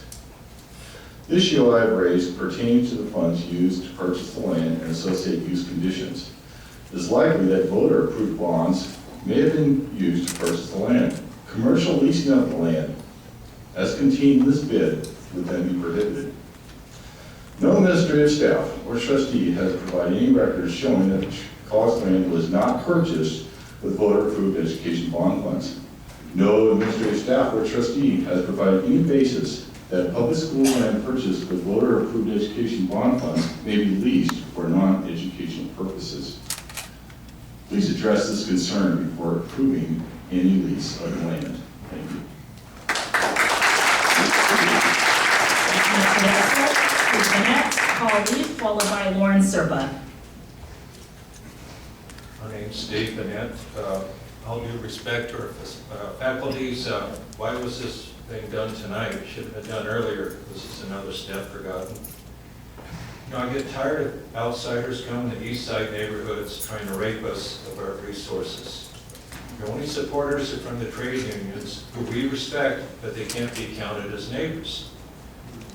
Why have we not heard anyone talk in your support? You need to listen to the people. 2,000 petitioners. We don't want this. The land needs to be used for the education of the people of San Jose. I have a new proposal for a new master plan. First, we appoint our own 5-member Evergreen Valley Board of Trustees. Later, we hold elections. We have very capable public servants that serve our East Side Union High School District Board, Evergreen School District Board. They personally report to our neighborhood groups like District 8 Roundtable. We trust them. They do a good job. These folks are not selling off the future of our children for 30 pieces of silvers. They do not sneak around the law. We do not need a counselor in charge of community colleges in San Jose and Milpitas. We have a qualified president of our Evergreen Valley College. We saved $300,000 on the chancellor, $500,000 with the vice, the staff. There's $1.5 million right there. Yeah. Next order of business. $20 million marble-covered clubhouse at 40 South Market Street, and split the money between Evergreen Valley College and San Jose City College. We give the Milpitas School to Milpitas. We split the San Jose tax money down the middle for Evergreen Valley College and San Jose City College. There's plenty of room at current space for board meetings at Evergreen Valley College. The new board will work to make a stellar program, a stellar college where everybody wants to come to. We'll keep the police academy. I think it's great the new police officers and students in Riyadh. We build up the best computer programs, technology, automotive, the best businesses, anything else I've missed. And we'll still need to go vertical. We do not want apartments on our land. This is not a business.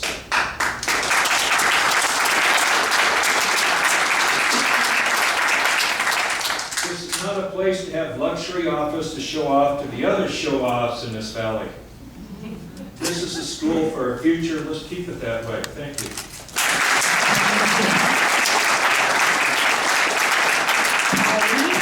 Lauren Serpa, followed by Brenda Serpa.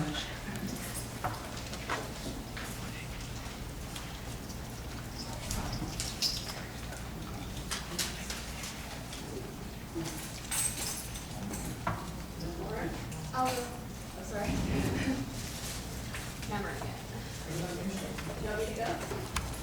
Are you trying to tell an entire community that if it sees a wrong, it's supposed to ignore it?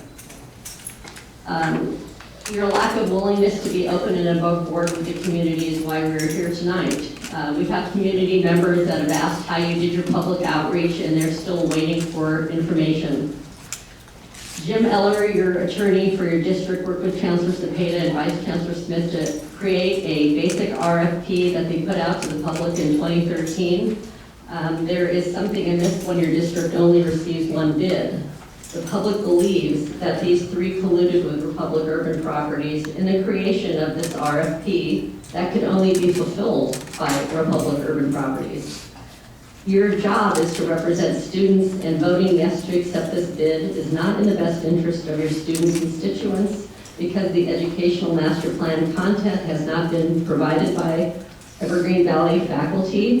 Therefore, the facilities requirements are not dialed in, and by the long-term leasing of the 27 acres, you preclude any present and future reinstatement of courses eliminated during the recession and desired by faculty for the future. Further, your tacit approval of this process, which was not done in a transparent manner, is not in the best interest of any political career you desire for your futures. Remember, this district already developed 6 acres of land at Evergreen Valley College, the Evergreen Marketplace. It receives $524,000 yearly, and your district still says it doesn't have enough money. You have enough money, Board of Trustees. With $90 million, you have your $5 million rainy day fund. You have your 7% over budget reserve, $6.3 million, and the $10 million left over. Vice Chancellor Smith, you can't tell these people that they don't have enough money to run the district. Board of Trustees, do your job and vote no to reject the one and only developer bid the district received. The educational and facilities master plan requirements aren't finalized, and there's no way that the consulting firm Cambridge West can know beyond a shadow of a doubt how much land is required for the future. By voting yes for the one and only developer bid you received, you seal the fate of this college to a permanent size and status quo. Do your job and support all schools under your umbrella. Do your job and support students in Evergreen and East San Jose. Your record of service here at Evergreen Valley College will follow you wherever you go, and you will make us very frustrated, and we're going to just have to sort of like dog you and recall you. And we really don't want to, but if we have to, we will.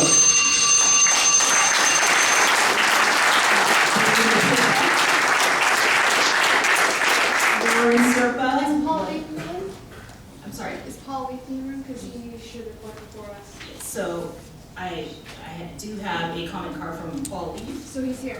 Warren Serpa, and then Wesley Lee.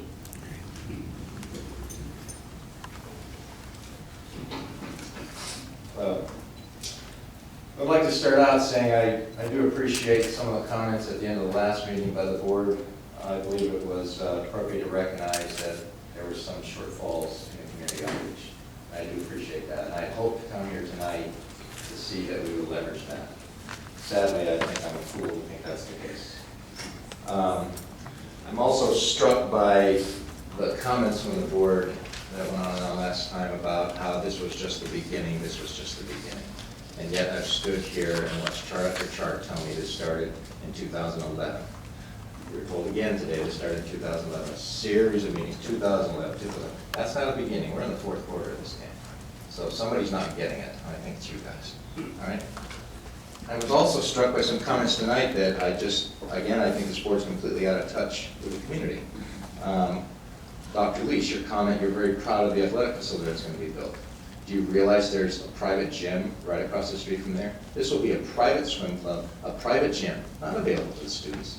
Now, you might have the economic wherewithal to go to a private facility, but this campus should have proper facilities, swimming and gym, for students to go to. Why is it going to be private? You're proud of that? I'm embarrassed that you said that. I couldn't believe that. And Mr. Mann, challenging someone about how many community meetings took place.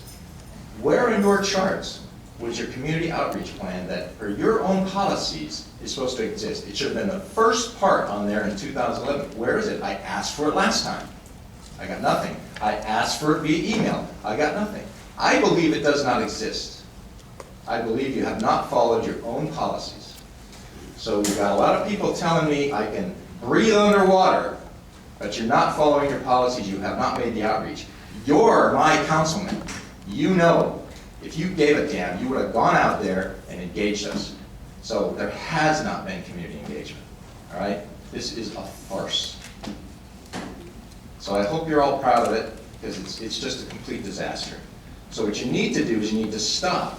Because I think, I'm happy to let this all just go by the boards. If you start at the beginning again, engage the community, I believe you could get an outcome here that could work for everybody in this room. I really do. I would have done it in 2011 if someone would have told me. If you all go out on the corner and talk to yourselves, that's not a public meeting. If you come to a forum and brief for 45 minutes and then say we get 15 minutes to talk and you cut me off at 3 minutes a shot, that does not count for community engagement. This doesn't either. So, you guys make the call. Back up the bus, let's work together. If you don't want to work together, we'll take care of it. Investigations of how, or do an audit of and investigate how this board has been handling contracts with all of the piggyback contracts and all of these things that you're doing that are going to, for generations, eliminate competition. You represent some of the biggest forms of racism that I've ever experienced in my life. I'm used to reading about it in the history books, but thanks to you, I get to live it and experience it. I get to see how you, for 4 generations, can eliminate competition. For 4 generations, you can eliminate our ability to, Ms. Cruz, I keep seeing you nodding your head, but you know it's true. The black and the brown community, read the statistics. It's true, it's there, and you need to get your feet up.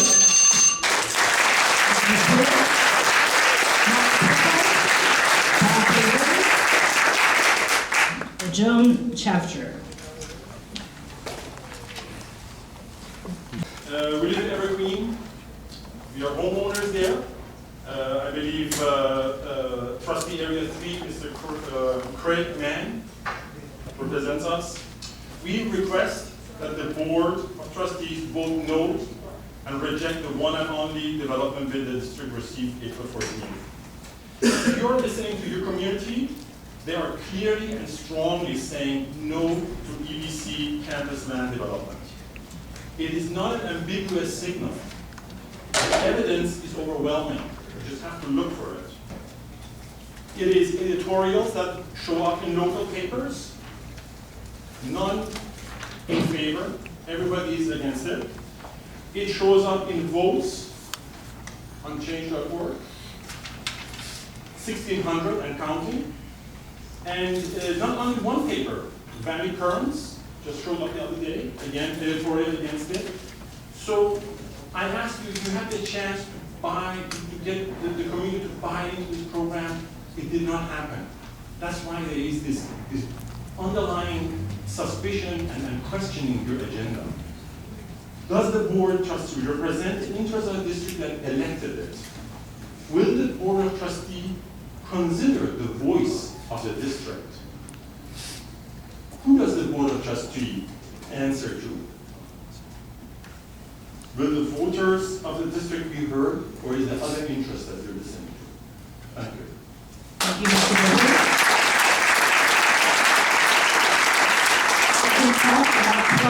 Joan Capture, followed by Chris Janowski. Good evening. I'm Joan Schafter. I've been a resident of Evergreen for 38 years. I oppose this proposed development for the obvious reasons that our three main access roads, Yerba Buena, San Felipe, and Aborn, are already very heavily congested, and that high-density apartments will overcrowd our schooling, add more traffic congestion, and destroy our beautiful view of the hills and the tranquility of Evergreen.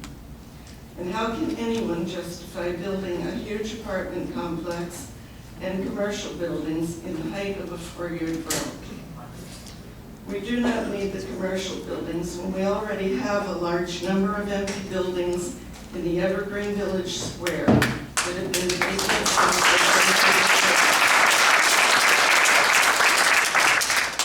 the This land should remain college property, and the Board of Trustees needs to turn their attention to making improvements to the college and the quality of education offered at this campus. Isn't this what they were elected to do? Is this not what we pay taxes for? I ask you to reject this proposal.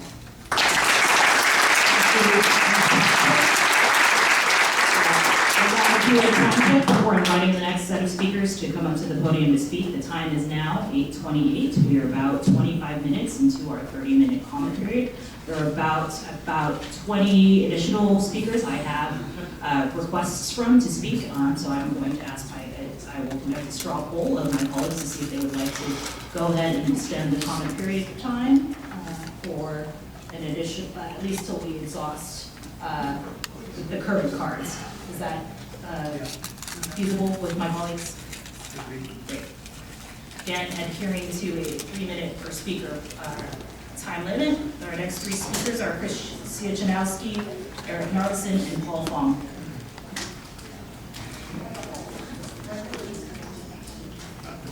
Hello, my name is Chris Janowski. I grew up in San Jose, and my family and I moved back to raise our family in the Evergreen area. First of all, I wanted to thank Trustee Cruz during the last meeting. I wanted to thank you for being the first person on the board, I think, that acknowledged, truly showed that you were listening to us and acknowledged our concerns. I mean, you didn't necessarily say you agreed with them, but you at least acknowledged them. There's so many issues with this. Most of them, I think, have been addressed by people who speak better than me.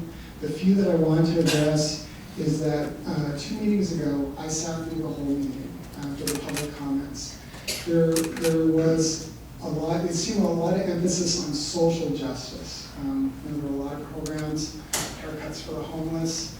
There were a lot of discussions on that. What was the right thing to do through that whole meeting? And I'm confused by why you don't understand our concerns about this. I grew up in San Jose. I went to San Jose State. I got my bachelor's, I got my master's. Everything I have, I owe to San Jose. But one thing, that I talked to with some of my friends from where I grew up on Mount Pleasant High School, is we don't understand why San Jose, it just seems we always get the short end of the stick. And individuals connect. A lot of people shoot themselves in the foot, you know what I mean? And from a perspective of social justice, I believe Evergreen should give every opportunity, make it as easy as possible for kids to get a higher education. There was a retired person in here the other day that was asking, he said he'd been asking you for 2 years for more opportunity to take classes for personal growth. On that subject, again, there are so many subjects, but just one real quick, is that I believe master plan completely ignores the physical education program. A lot of kids who don't have other avenues to get an education, a higher education, use athletics to do that. And I think you completely ignored it. And forgive me for not trusting the master plan. When you say that everything will be able to fit, your master plan shows not even a full baseball field, but a softball field overlapping a multi-use field. You can't even play baseball where you have a full game on the field. That's why we don't trust the master plan and the things you're presenting to us. In short, I'm begging you, we have a chance to do this right. You're not happy with this process, I'm sure. We're not happy, the students aren't, the teachers aren't. Let's take a step back, let's do it together, and do something to be proud of.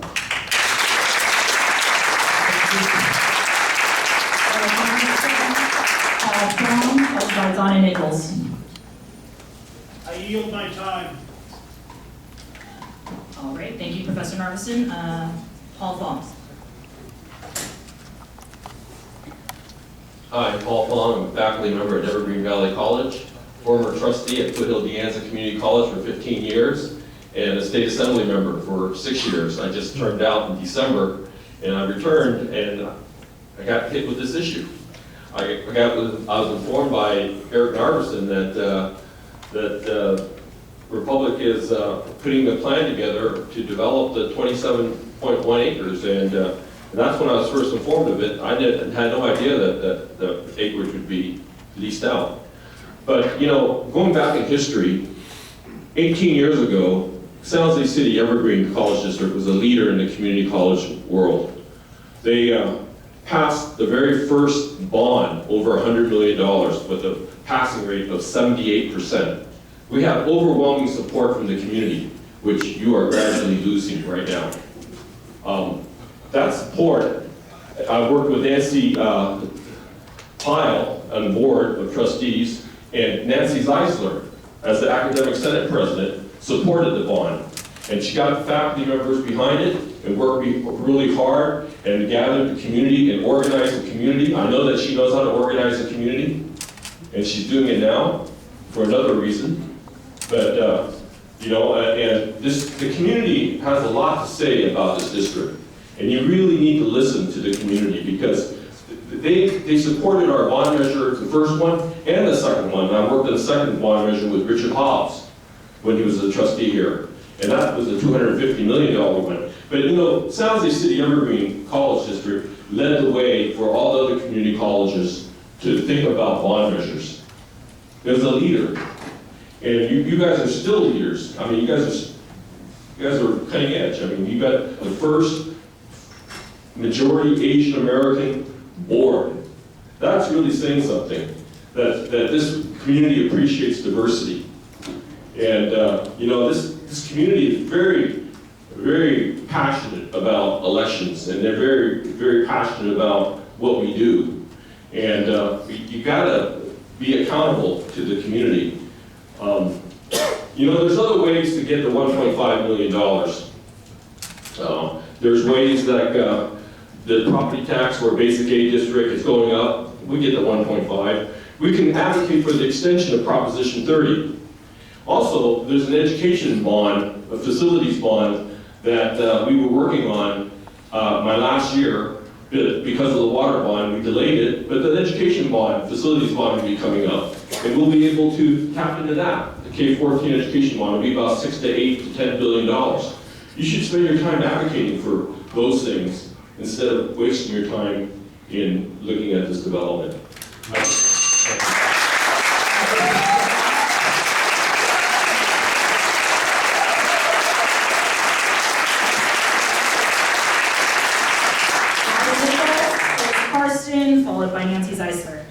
My name is Donna Nichols, and I have lived in the Evergreen community for more than 20 years. I attended both Evergreen Valley College and San Jose City College, and I've taught at both schools. I represent thousands of families in Evergreen, just like every single person in this room does. Everyone is here because they are passionate about the decision you make. I voted for everyone I'm looking at right now. But you need to listen to your community. You call this land surplus.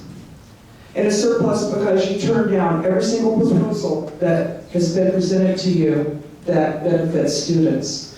I remember one proposal about 10 years ago by two wonderful community leaders who wanted to put a driving range there. It would have been for zero cost to the district. They were going to offer that to the golf program at Evergreen College for zero money, and they were going to pay to lease the land. They were laughed at. I think you should revisit that. If it's really about the money, like you say it is, $1.5 million a year adds very little to the pot when you're looking at a $90 million annual budget. That's only about 1.5%. And it would take 20 years to get $17 million when you've got the first 4 years as rent-free. All this said, I was still actually encouraged last week when I heard the board use the words common ground. I'm hoping it means that you want to work with your community. If it's really about the money, then let's find some common ground. How about you sell the 5.6 acres that lines San Felipe Avenue and get the 20 million that it's worth right now and get that money working for you. Save the rest of the property for Evergreen College. One bid for the same developer that wrote the proposal is a red flag. The same developer who has donated to many of your campaigns and the campaign of Vice Mayor Rose Herrera. While this may be legal, it smacks of collusion and it's not right, and the perception of the community will be the same.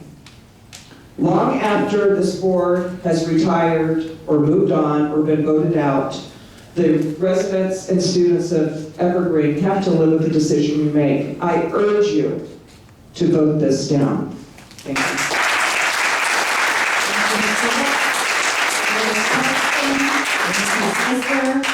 Gail Goodson.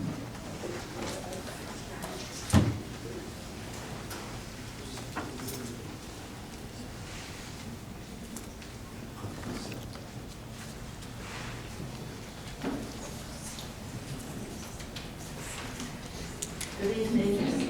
My name is Phyllis Karsten, and I'm a 40-year resident of San Felipe Road, when it originally was 2 lanes with a dangerous ditch on both sides. And I saw Evergreen College open up. And I saw it as an opportunity for high school graduates, many of whom were the first person in their families to graduate from any kind of school, and that they could stay in their homes without having to pay room and board at a going away college, and they could get their first 2 years of a degree program out of the way, or they could take vocational courses which would allow them to help support their families.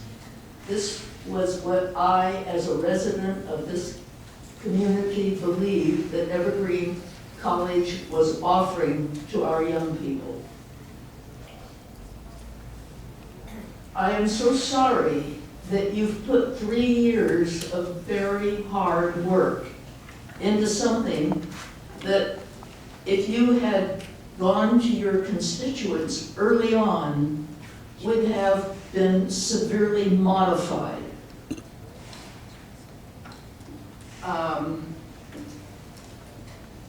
This Evergreen Village has been growing over a number of years, maybe longer than 3 years. But every time there was a new store going in or an old store going out, there was an article in Evergreen Times with photographs and discussion from the various community leaders, oftentimes with letters to the editor following up. I have never once seen an article in Evergreen Times regarding Evergreen College. Even a nice article about what the students are doing.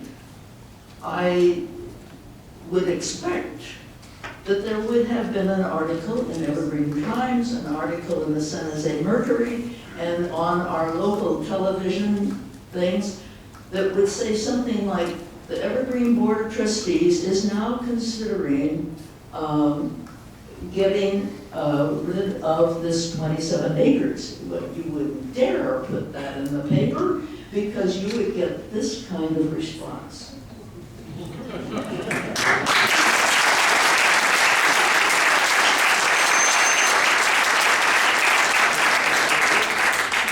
I always felt that a board of trustees took their positions with the idea, I am a trustee. That means that I have been elected with the trust of my community. Ms. Carson, you need to finish your comments as your comment period has expired. Thank you. Thank you. Please vote this thing down.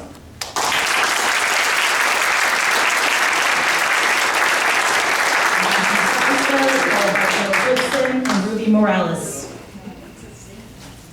My name is Nancy Seisler. I'm an Evergreen community member, also a faculty member at Evergreen Valley College. It's hard to grow when you put no money into marketing. I watch the buses come pulling into our own circle with Deanza written across the back of them. I have never seen one with Evergreen or with San Jose City College written on it. I'm a little different on accreditation. Time and time again, this board at Evergreen, at the SJE-CCD, has been talked to by the accreditation team about micromanaging the colleges. Time and time again, it has happened. When faculty doesn't have a voice, maybe it is time for the accreditation team to come back. The other thing is, I really feel that you're jeopardizing any future bond that you go out for by approving this. You know, people see that the bond money is going for the development, the acreage, the development that's already there. Now you're going out for more development. That bond money was used for here, and again, generating income by renting out the top floors of this. When is it time that this board becomes interested in education and not so much about development?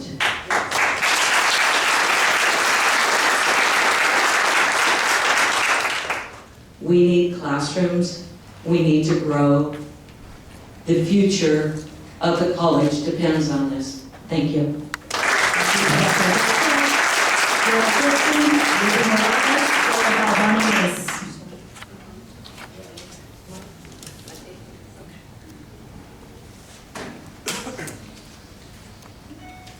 Board of Trustees, I believe that many of you at the last board meeting had no idea that our community was not notified about the leasing out and development of this 27 acres of land.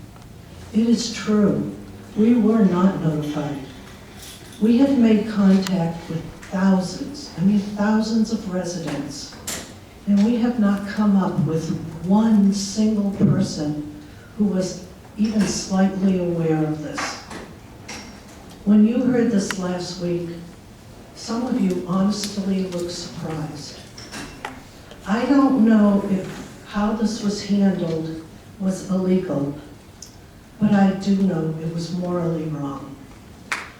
I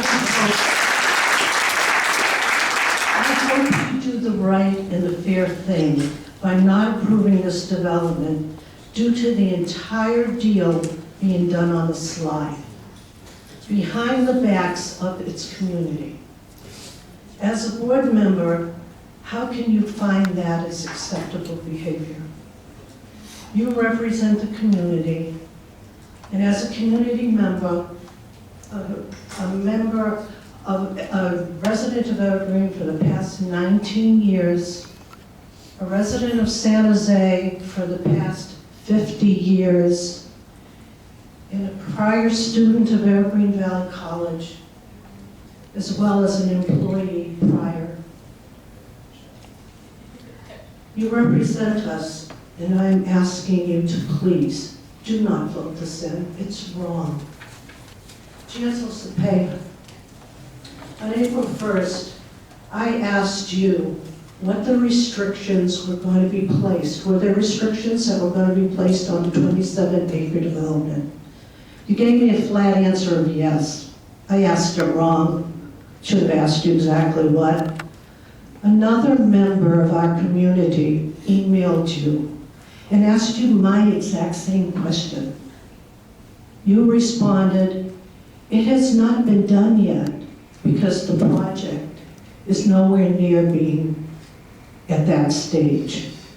How do two people ask you the exact same question and get two totally different answers? Now, you were lying to one of us. I am concerned why you do that, and I've heard you do it before. It doesn't make sense to me how you can be working on a development for over 2.5 years and you have not set up restrictions. Does that mean you've given this developer a first chance? Please finish your thought, Ms. Goodson. Thank you.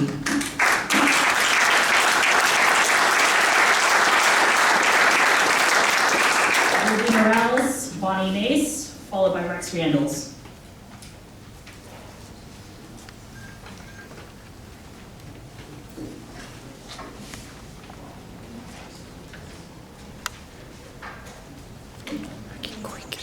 Hello, my name is Ruby Morales, and I am a student at Evergreen College, and these are some of my classmates, other students.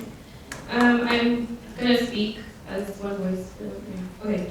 To me, Evergreen is like a gem.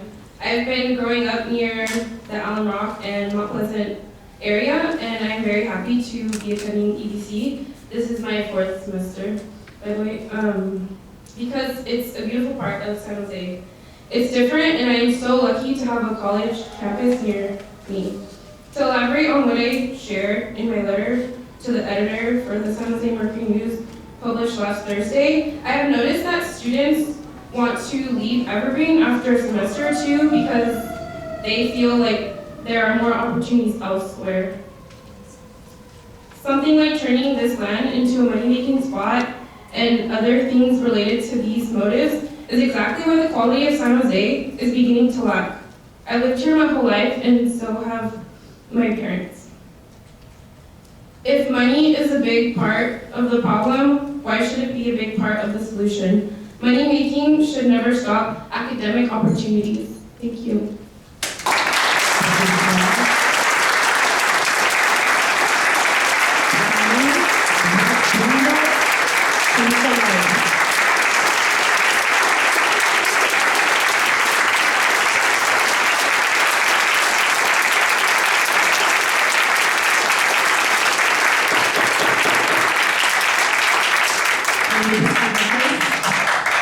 I'm Bonnie Mason. I'm a member of the Evergreen School District Board of Trustees. First of all, I do want to thank Trustee Ho and the other trustees for allowing the public to speak tonight. I really appreciate the fact that you're going to, I hope, listen to every single speaker, because as a board member, that's probably the most important thing that we do is to listen. Second of all, I know it's Trustee Mann talked about this last week. This is a hard choice. This is a hard decision, and we understand that. The community understands that. But fundamentally, this is a land use decision that's going to be in place for 99 years. We will all be dead by then, right? Our children may be dead by then. This is something, 50-year with 2 20-year extensions, is something that's going to last a long time. And therefore, as Professor Carubia said, It's very important that the process be thoughtful. I understand that we've invested a lot of time in this and that to the extent possible, you've tried to do the best that you can, but you have not involved the community, I'm sorry to say. This has not been transparent and inclusive for the stakeholders. Your 2 academic senate presidents and their constituents are voting against this. The community as a whole doesn't support it. So from a process perspective, this is something that requires a decision that's going to be much more thoughtful. And there is absolutely no reason why we can't delay this now and have time to make a thoughtful process. The chancellor will be leaving in a few months. We will have a new chancellor. That chancellor will need an opportunity to be up to speed. And actually, Trustee Harris made a good point today about alternative uses on that property. Fundamentally, this is about what is the best use for that property, right? That's the question here tonight. The question is about, for 99 years in the future, what is the highest and best use? And as former board member Maria Frentis said last time, what is the appraisal on that property? $1.5 million for a period seems a very low amount of money in my estimation for what you could get on that property, considering how much the values are in this district, right? So first of all, and I have 59 seconds left, I'm going to leave it for my constituents back here. The first thing is the process. It needs to be more inclusive, more transparent, and more thoughtful. I understand that you've tried to do it this far as best as you could, but this is an enormously important project and it needs more thought. There's no reason to hurry. And second of all, the process and the vision. In just my few little seconds here, the way the process should work is you have the review from the college, and then you have the educational master plan, and then you have the facilities master plan, and then you have approval by the board of the facilities master plan, and then you decide what to do with the land, and then you have a developer, and then you have a bid. That's the way the process should work, right? It's very odd for the community to understand the process now because it looks backwards. We don't have an approved revised facilities plan, and we're choosing a developer. So I thank you for your time, and thank you for listening to the committee.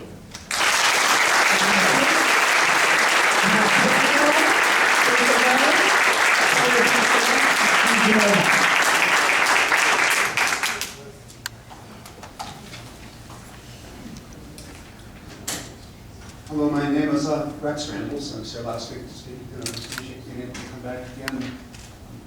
Education is very attractive.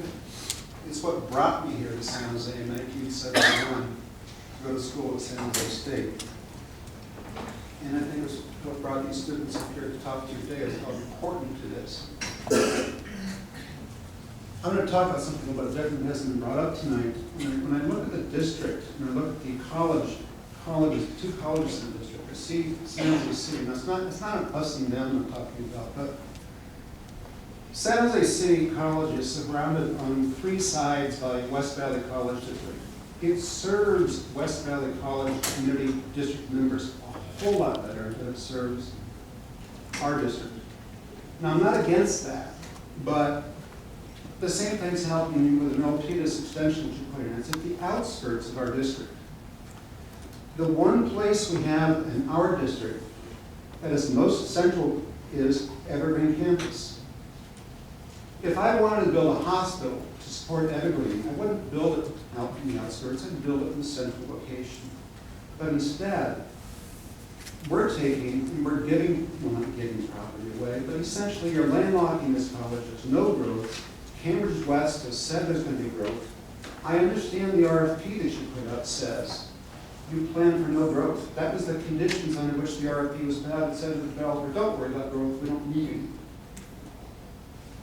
But Cambridge West says we're going to be growing. Everybody here says we're going to be growing.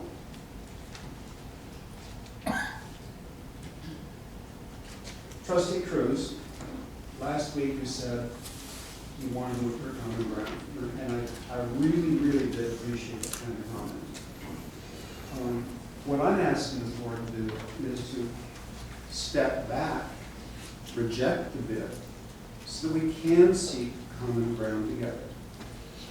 Because I believe if you don't, the 2 years or 3 years that you put into this, you're going to be back here again in a few months because this developer will not be successful in getting the permits, the changes, and everything else they need to get put in place to make this happen. And you will be back here again we'll be talking about what Evergreen really needs to do.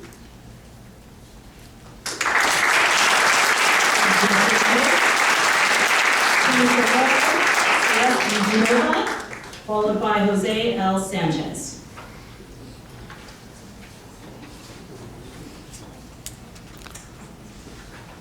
My name is Teresa Love. In 1977, I moved down to San Jose Evergreen area from San Francisco. And I was really surprised to find out here is such a beautiful college near my house. And I even took advantage of attending Evergreen College, even though I have a degree from San Francisco State. The reason I'm here for is I know one thing, land is something you cannot really put a value to it, especially in the Evergreen area. For $15 million for 27 acres, you could never lease the same land back from anybody. Especially nowadays, we all own the property worth about $1 million, $2 million, whatever, and the property tax is still going up. For that amount of money that you are going to get, it's really, really easy to get. From an administration point of view, I was really surprised to see administration office moved away from the campus. That tells me the administration office is not really considering paying attention to the need of faculty and students. If you want to move to San Jose, city of San Jose, to be close to the mayor, then you may want to consider to lease a building in Sacramento and lease this building out to get your rent to cover part of your needs. As far as for the others, we have people who can arrange for bond, and I'm pretty sure it will pass to make up the difference. So I urge everybody to vote no, especially I have benefited from this Evergreen College a number of years ago. Thank you.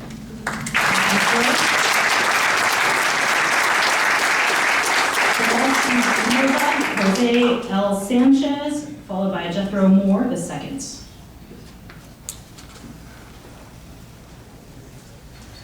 Hello.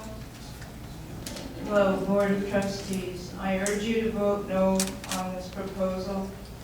I come from my education was at San Francisco City College in printing technology. I became a contract estimator for George Lithograph.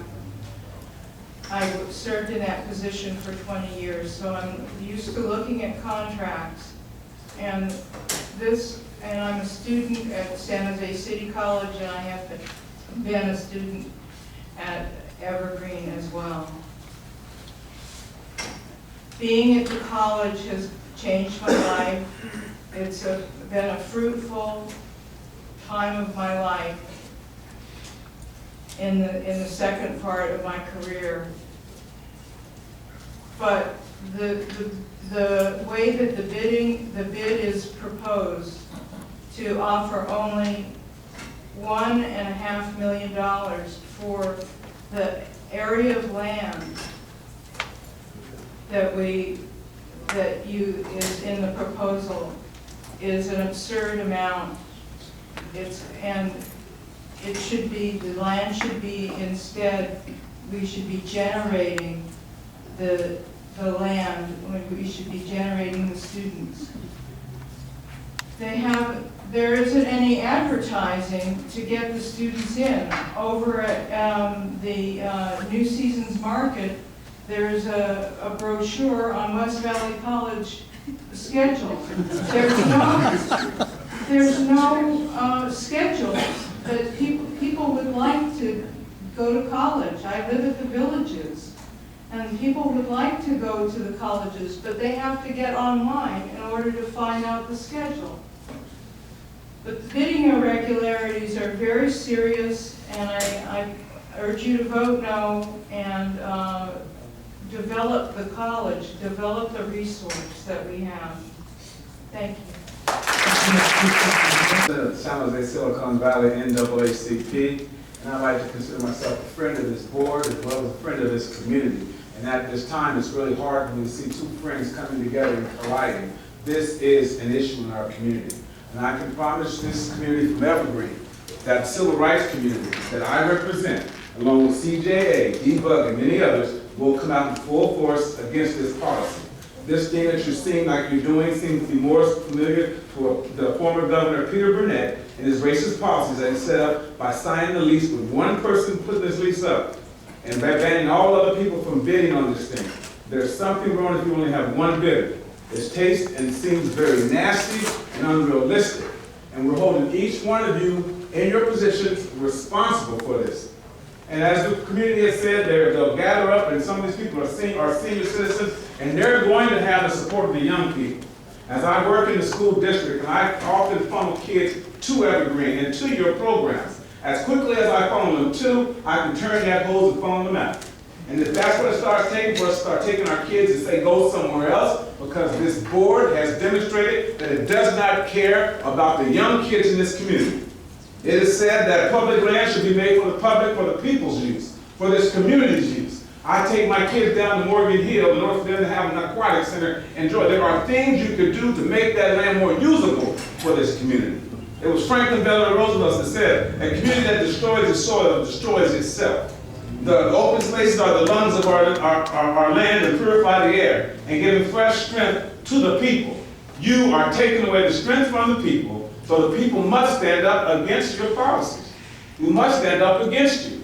And many of you are friends. I've had dinner, we sat down and we have talked, and it's going to be hard. But the reality of it is, we will rally this community to turn this community around, to do whatever we must in order to stop this from going forward. Whenever you will release the land for $1 million for 90 years, there's something wrong with that. Per year, whatever it may be, there's a problem with it when we know the land is worth more than that. We're asking that you come to this community, that you include this community. You do not exclude any of us from this process, from the very beginning. Take it back, redraw it, rethink it, reconsider it, or we must reconsider your positions on this board. We must gather this community and understand who you are. And if we don't get you on this round, there will come a round where we will vote you out. Thank you.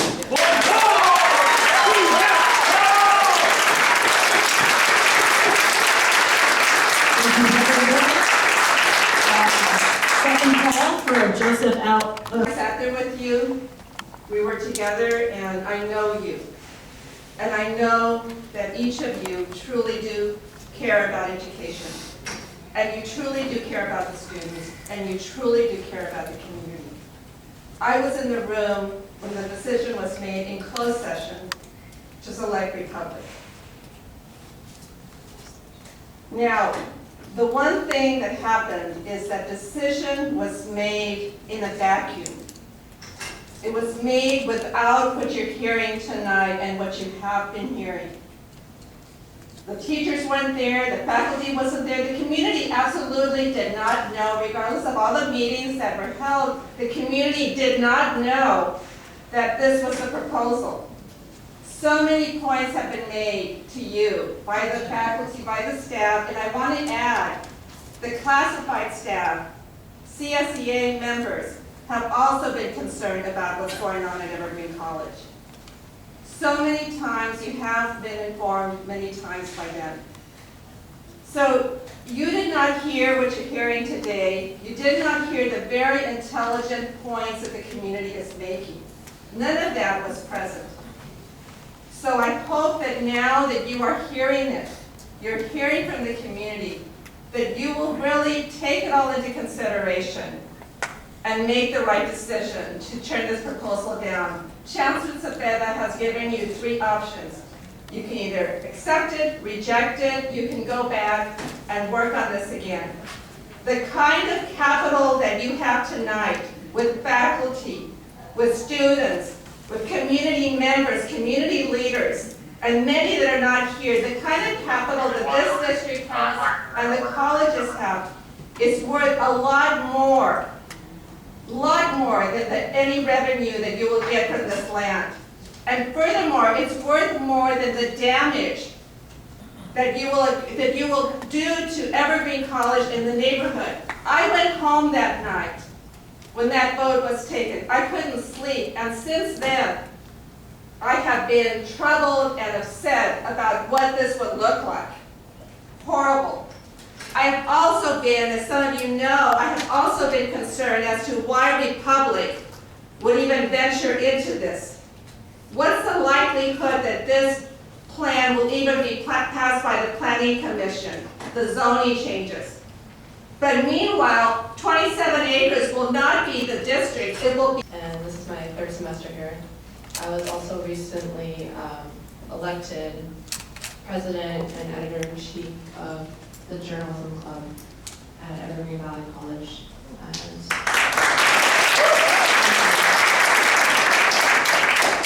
And I'm here today not because I like public speaking, or because I even had anything prepared, but because I'm really passionate about education. And I love Evergreen. I love Evergreen Valley College. And I want my voice to be heard. I'm here representing the student body that hasn't had a chance to come out and really speak to you guys and really hear what's going on. We have not been represented, and our voices have not been heard. As a matter of fact, even with my involvement, I've known about this development for maybe 3 months. It was the beginning of the year when this information started coming out to the public at Evergreen. Maybe this was discussed in your board meetings, and people that know you guys know about what was happening, but we did not. And I'm here because I want a chance to speak and ask you to at least postpone this, if not. I'm not against developing the land, but I think the land should be used to develop more buildings and more places where we can have sports facilities, where we can have more classes, where we can have programs for the students, because it's about the students. And there are many, many reasons why this would be a bad idea. I think it would increase traffic. It would increase crime rates, because now when we put retail or residential places very close to campus, we now have a trickle-on effect where we have people coming onto campus that aren't students, that aren't interested in education. They're just kind of floating around. And so there's so many little things that we need to consider before we move forward with a development that can totally change the atmosphere of Evergreen Valley College, a place that I love and that I've worked very hard to keep my grades up and to do things that would further my education. And now I'm hearing things about programs being cut and 2 buildings being taken out of the middle of campus, and we're being told that we need to, make a better use of our resources or the buildings that we do have. Those 2 buildings are being taken away because of the fault line. But now you guys are selling the extra land, or you're proposing to sell the extra land that we have that we can take and use for the students, for programs for us. And I'm just here to urge you guys to please, please vote against this and reconsider a different way to fund this money and use the land for the students. Thank you.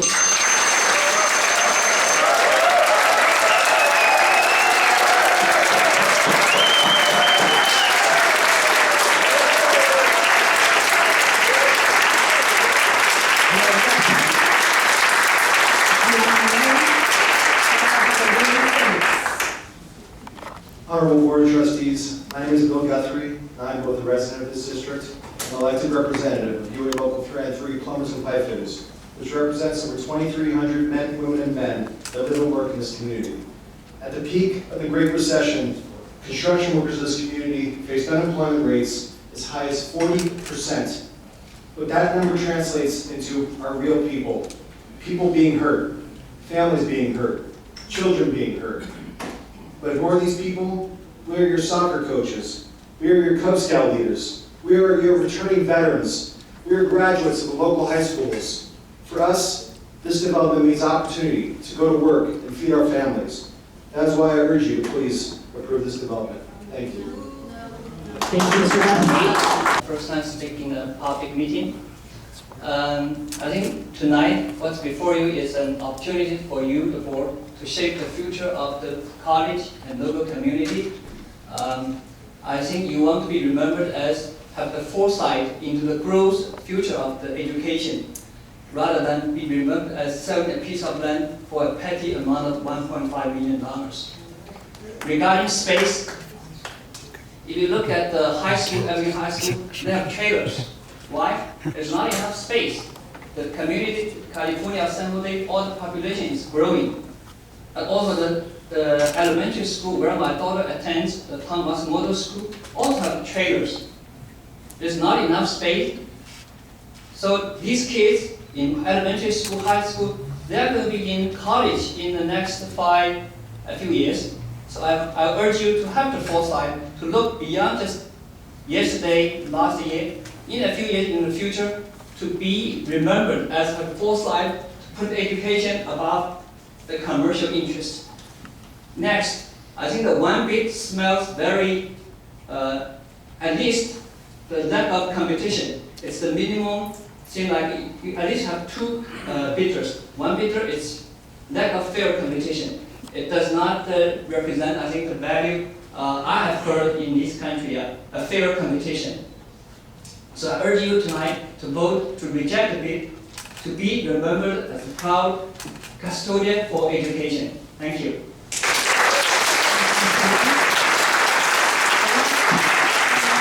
In the Evergreen districts. One thing that I always look at, the way I see life is, you gotta look at a glass either half empty or half full. And I understand the community, I see where they're coming from, but that's the community that pretty much, the ones I spoke earlier that are going against these proposal, they spoke their mind. Now I'm here to speak on behalf of the members that live in the community that are in favor of moving forward with this bid for many reasons. A lot of our community members, they need a job closer to their home. A lot of them, they travel out of the area to go to work. These are members that have to get a job and be able to provide an education for their children that attend many community colleges, such as Evergreen. Now, you have a land, you got 27 acres, right? Why not build on it? Why not build it? If 50 years ago, if we looked at 50 years ago, and that opportunity was given to a college 50 years ago, imagine how much money and revenue they would have made it 50 years today. So, that's fine, you can use it for education, that's fine. I mean, it's education, but also the opportunity to provide jobs for the community. These construction jobs will provide a lot of opportunities for the members that live in the area. They'll be able to help support their families. Look at all the small local businesses in the community. There'll be more business for everyone. Now, as for the students, by having some commercial development there, it will create jobs opportunities for them to be able to get a job and go to school. Walking distances from the project, from their school. I mean, overall, what I want to say is, yeah, we have been hearing about this for a while. I don't know, the community turned out tonight, that's great. I mean, they spoke their mind. But I also want to speak on behalf of my members, and I want to say, let's move forward with this decision. Let's build something. Let's go ahead and let's just not leave it an open land, but let's build something. Let's build a union. Let's build it right, and allow the opportunity for my members to be able to get a job, and for their kids to have the opportunity to get an education tomorrow. Because in 50 years, most of us might not be around. But you know what? We're doing this for our next generation. Thank you. Thank you, Mr. Solis. Our final speaker of the evening is Jared Silvat. I wish for you to go forward with this project. The next step would be going through the planning commission and then obviously the city council. So the community will have more chance to speak on this project and have more say in it. So, like I said, on behalf of my members, please push forward with this. Thank you. Thank you, Mr. Salvati. This now concludes the public comment period on this agenda item. Cool. Thank you for entertaining my request there. Cool. I go to San Jose City College. I'm not a student of Evergreen Valley, but as fellow students and a sister college, we support them in their decision. Obviously, those who have come out tonight, students or otherwise, feel strongly that this is not a good idea. Likewise, San Jose City College, I'm part of our Associates in Government, and I'm a part of many committees, as well as our academic senate. And today, there was a lot of discussion about how this doesn't seem to be a good idea. And I feel like also having student voice at the last voice meeting seems pretty big. This is an educational problem, not an employment issue. Therefore,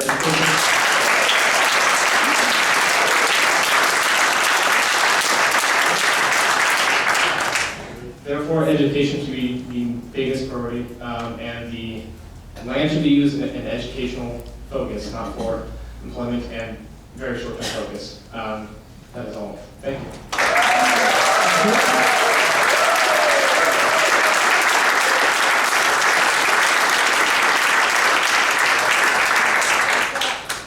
As I mentioned, that now concludes our public comment period.